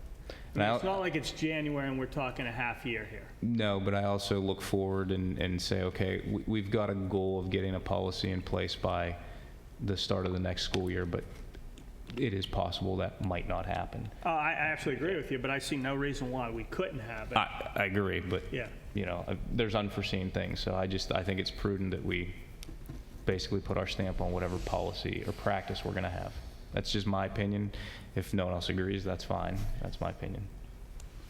Well, and I will add that this all began not January, but closer to January. So I know it's the end of the school year now, but maybe, you know, this did start 3 months ago.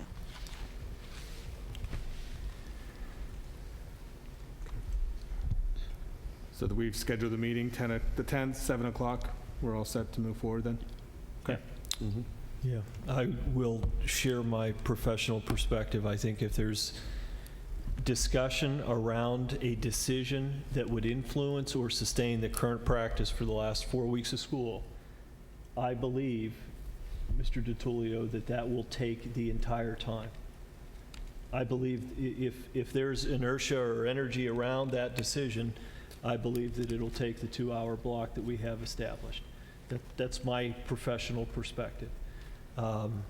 If, when broached, there's not an interest in trying to make some sort of a short-term for action of whatever, then it's possible it could be the 15 minutes that you're suggesting. But I think there is a caution there.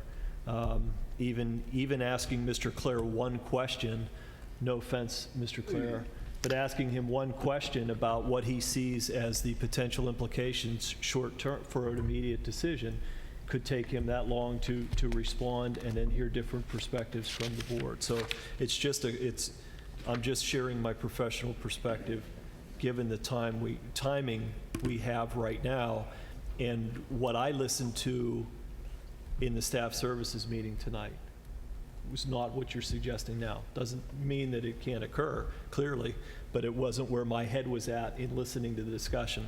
I thought that the feeling of the board was that if at all possible, there was a desire to have something clearly in place and communicated at the start of next school year. Whether that was in place and communicated as a standalone policy, as an addendum to an existing policy, or in its first draft as an administrative regulation tied to something, that's where my listening was to the earlier meeting, which is a very different thing than you're suggesting. No, I understand. I'm still, my opinion, again, clearly mine, is that I think it needs to be put forth as a discussion. If it's not the majority opinion, that's fine that it even needs to be discussed. Let me ask you this question, Mr. DiTullio. If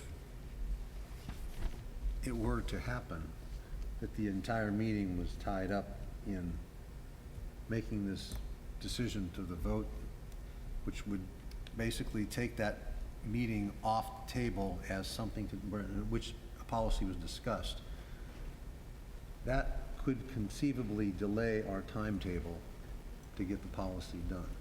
Would you still be in favor of doing that if it meant sacrificing that meeting to do that? I personally believe that having the board's opinion officially recognized is important. That's my opinion. One way or another, I think that, what practice we practice until we have a policy based on the education that we have received, again, it's my belief that I think that's prudent for us as a board to do. You know, I've heard a lot of people stand up and say that, you know, this is the administration's doing, not ours. I think it behooves us as a board, if our school district is going to behave in a certain way, that we have our stamp on it one way or another. If it's a 5-4 vote, if it's an 8-1 vote, if it's a 9-0 vote, I think that our board stamp should be on our practice at the current time until we have an official policy, one way or another. Just my opinion. I'll agree with Greg. One thing I would, you know, we only scheduled one meeting right now, but, you know, just like we did with the budget, you know, you have a time frame, right? So maybe we should, you know, we could always cancel meetings, right? But maybe we should schedule several meetings and hope that we get something done sooner and maybe even pass it by, you know, an earlier time frame in the summer. Maybe even if we do it that way, we could get it done by final by July and not wait until August, you know? I mean, I know that may sound ambitious, but I think maybe once we do have an initial, I mean, because what Greg's saying is pretty provocative in a sense that you're going to sort of get to the surface what you're stamping. So if we want to schedule more meetings, because everyone's going to get busy when the summer comes. May 23rd? I'm good.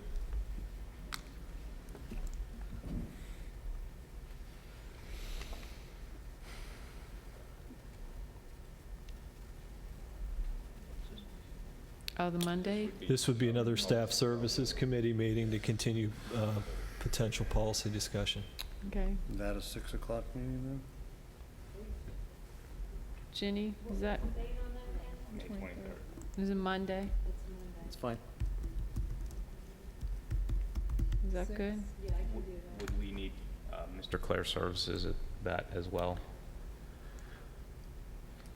If it's just discussion with no action forthcoming immediately after that, I mean, whatever we discuss there would be able to be reviewed. Maybe Right. we could decide that after we meet on the 10th.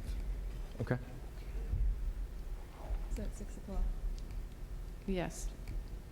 So what time are you talking, 6, 6:30? What time? I think they said 6. Oh, 6? On the 23rd. On the 23rd. Okay. Do you want to do the 13th as well, or of June? I'm good on that date as well. Did you say the 13th of June, June. Therese? So it'd be every other week. Yeah, I'm fine with that. I can do that. June 13th would be the next staff services. We're just planning staff services ahead at this point. Is everybody good with that? Ginny's good? I'm sorry, I didn't hear you. June 13th? What, I don't know what day of the week that is. That's a It's Monday. Monday, too. So these are always going to be on Mondays, Well, except for next week. right? You don't think these are right? That should work, I mean.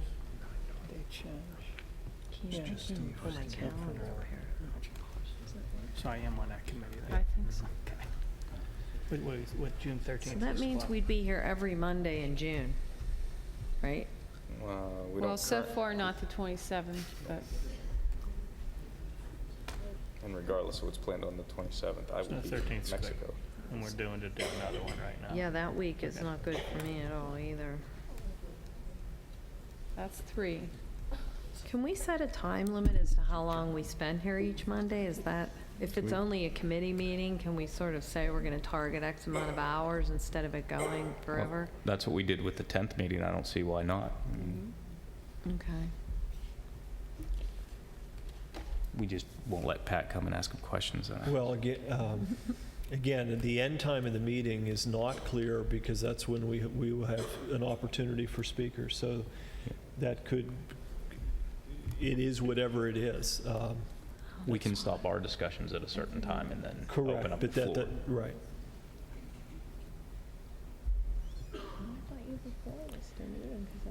Mrs. Williams, can you repeat all of the committee-based dates and times, including the canceled finance meeting?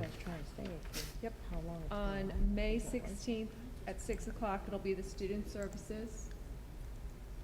On May 23rd, it'll be the staff services at 6 o'clock.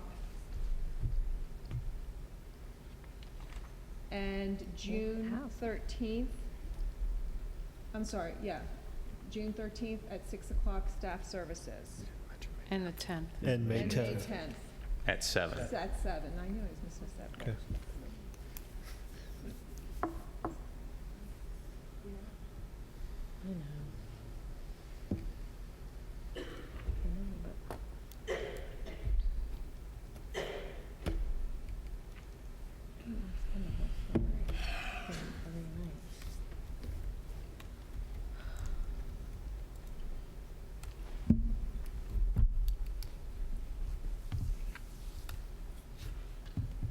Okay.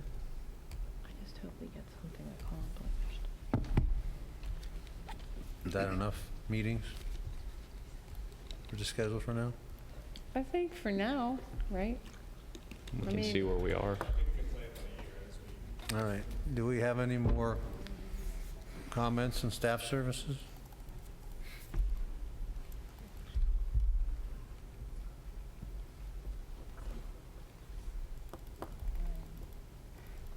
I'm sorry, calling the same thing.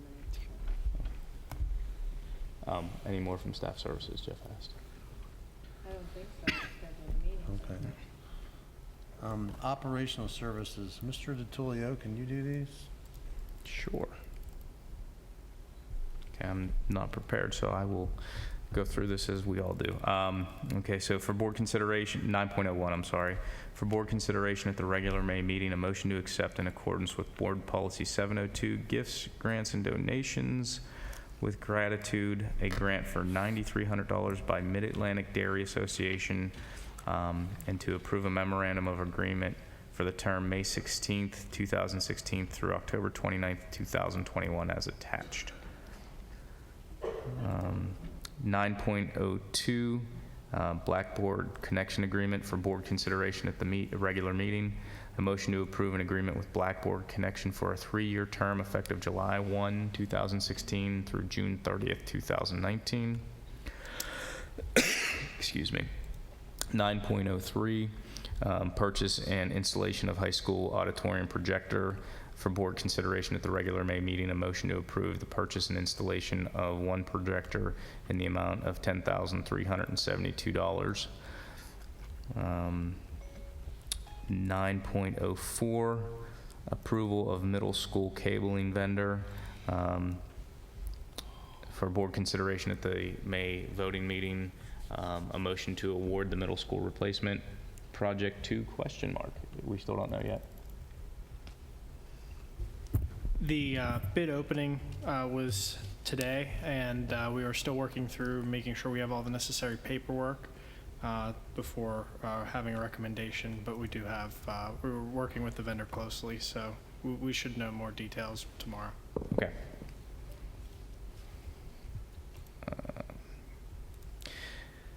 Item 9.05, firewall purchase upgrade. Mr. Stovner, again, This firewall will give us the capability to handle the new faster speeds of the AIUR WAN. and again, that was open today as well, or when was that? I'm sorry. That is just a contract purchase. We are working on Pepham and CoStar's purchases.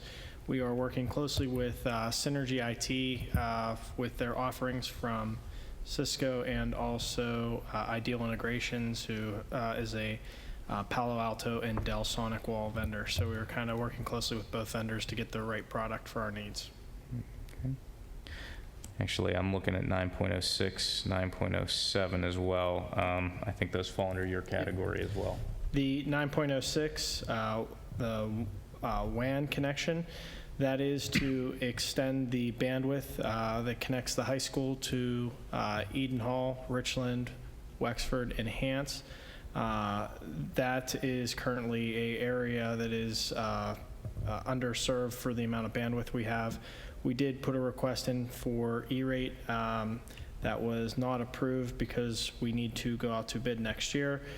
Consolidated went ahead and said that they would do an addendum to our existing contract, giving us the bandwidth that we need at only the E-rated cost or funds. So we appreciate them working with us to get the additional bandwidth we need, and this will be the final year of that contract where we can reevaluate our needs and go out to bid next year.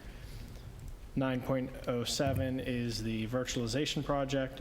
That is is identified in the Synergy IT report as an area to improve our infrastructure. This will give us a better backbone for redundancy and also storage of servers and backups.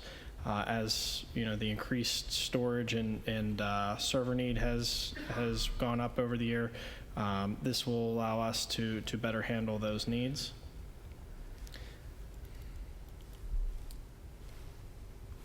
And that's all further. All right.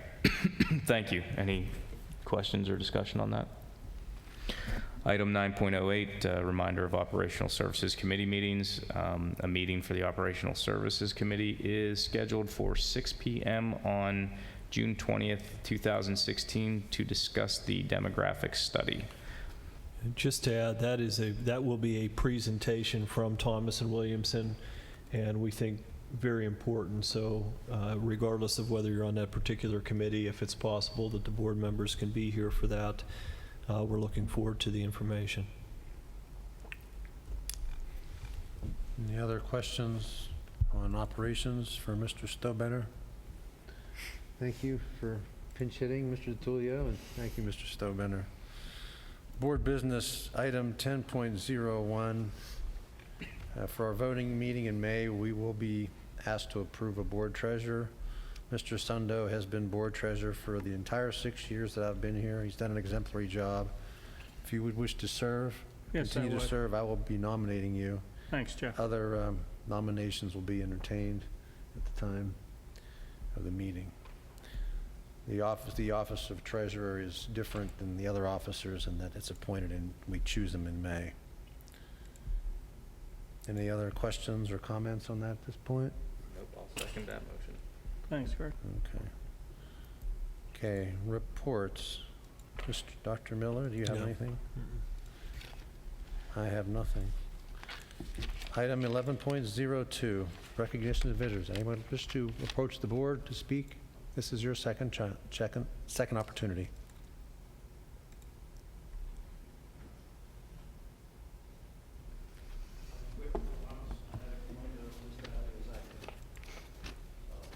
Tom Zersky again, Ivy Drive.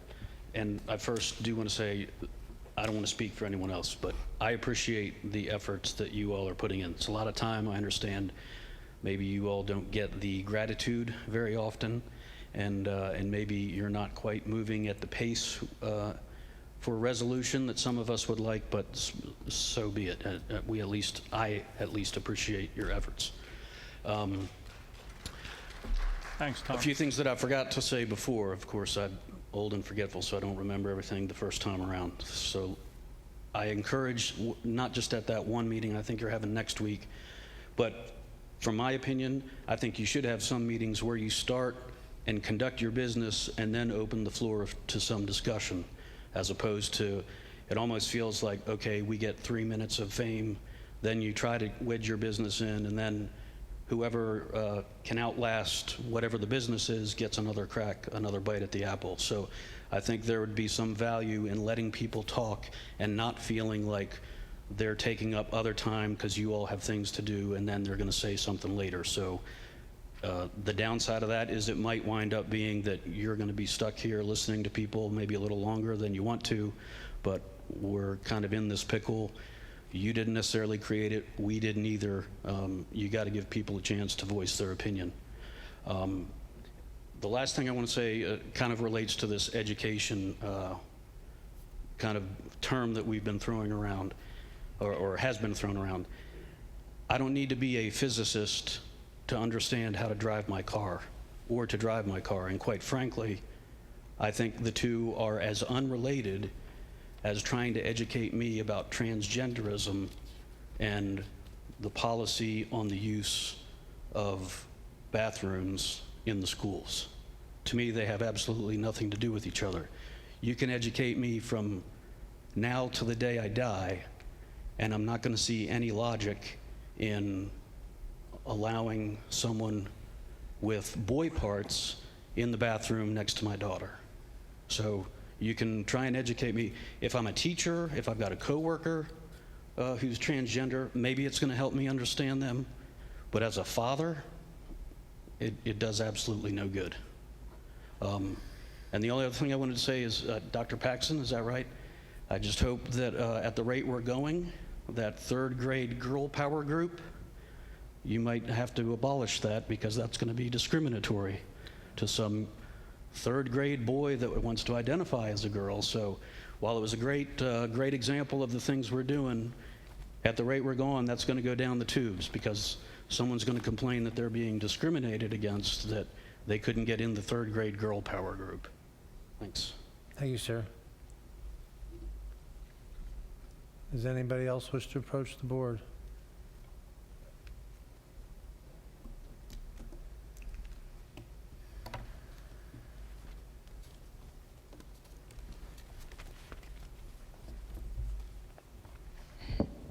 We all want to go home. He just stated it. We all know it.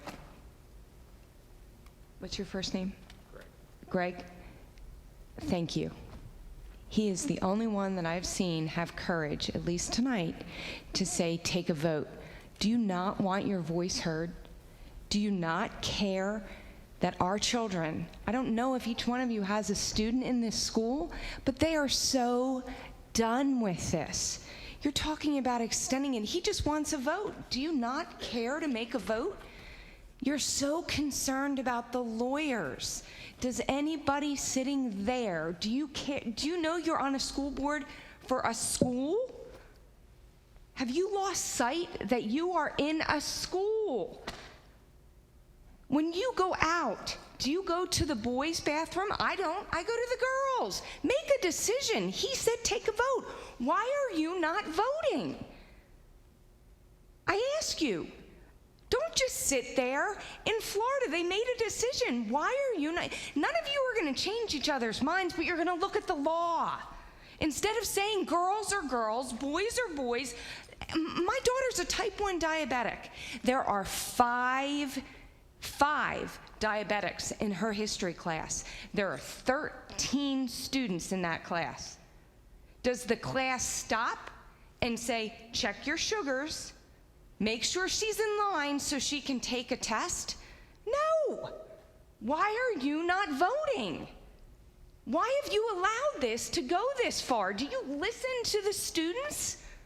Or are you so worried about what lawyers are going to say? He is the only gentleman that has said take a vote. And each one of you tried saying, well, we have to look at this and we have to look at that. Take a vote. Why are you not? I'm asking, why are you not voting? Because Dr. Miller made a decision?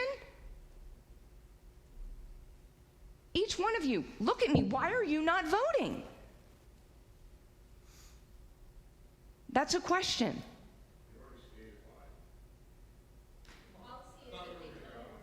But it's not, there is no policy. That is what has been clear tonight.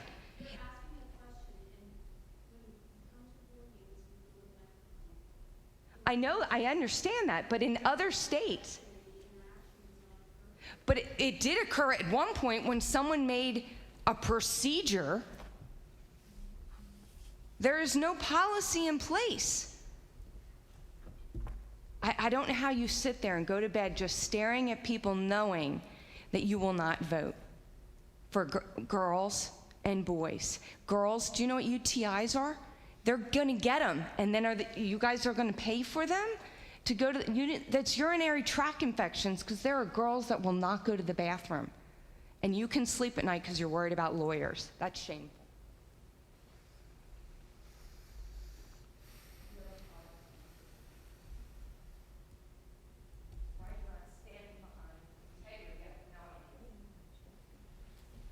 Does anybody else wish to approach the board?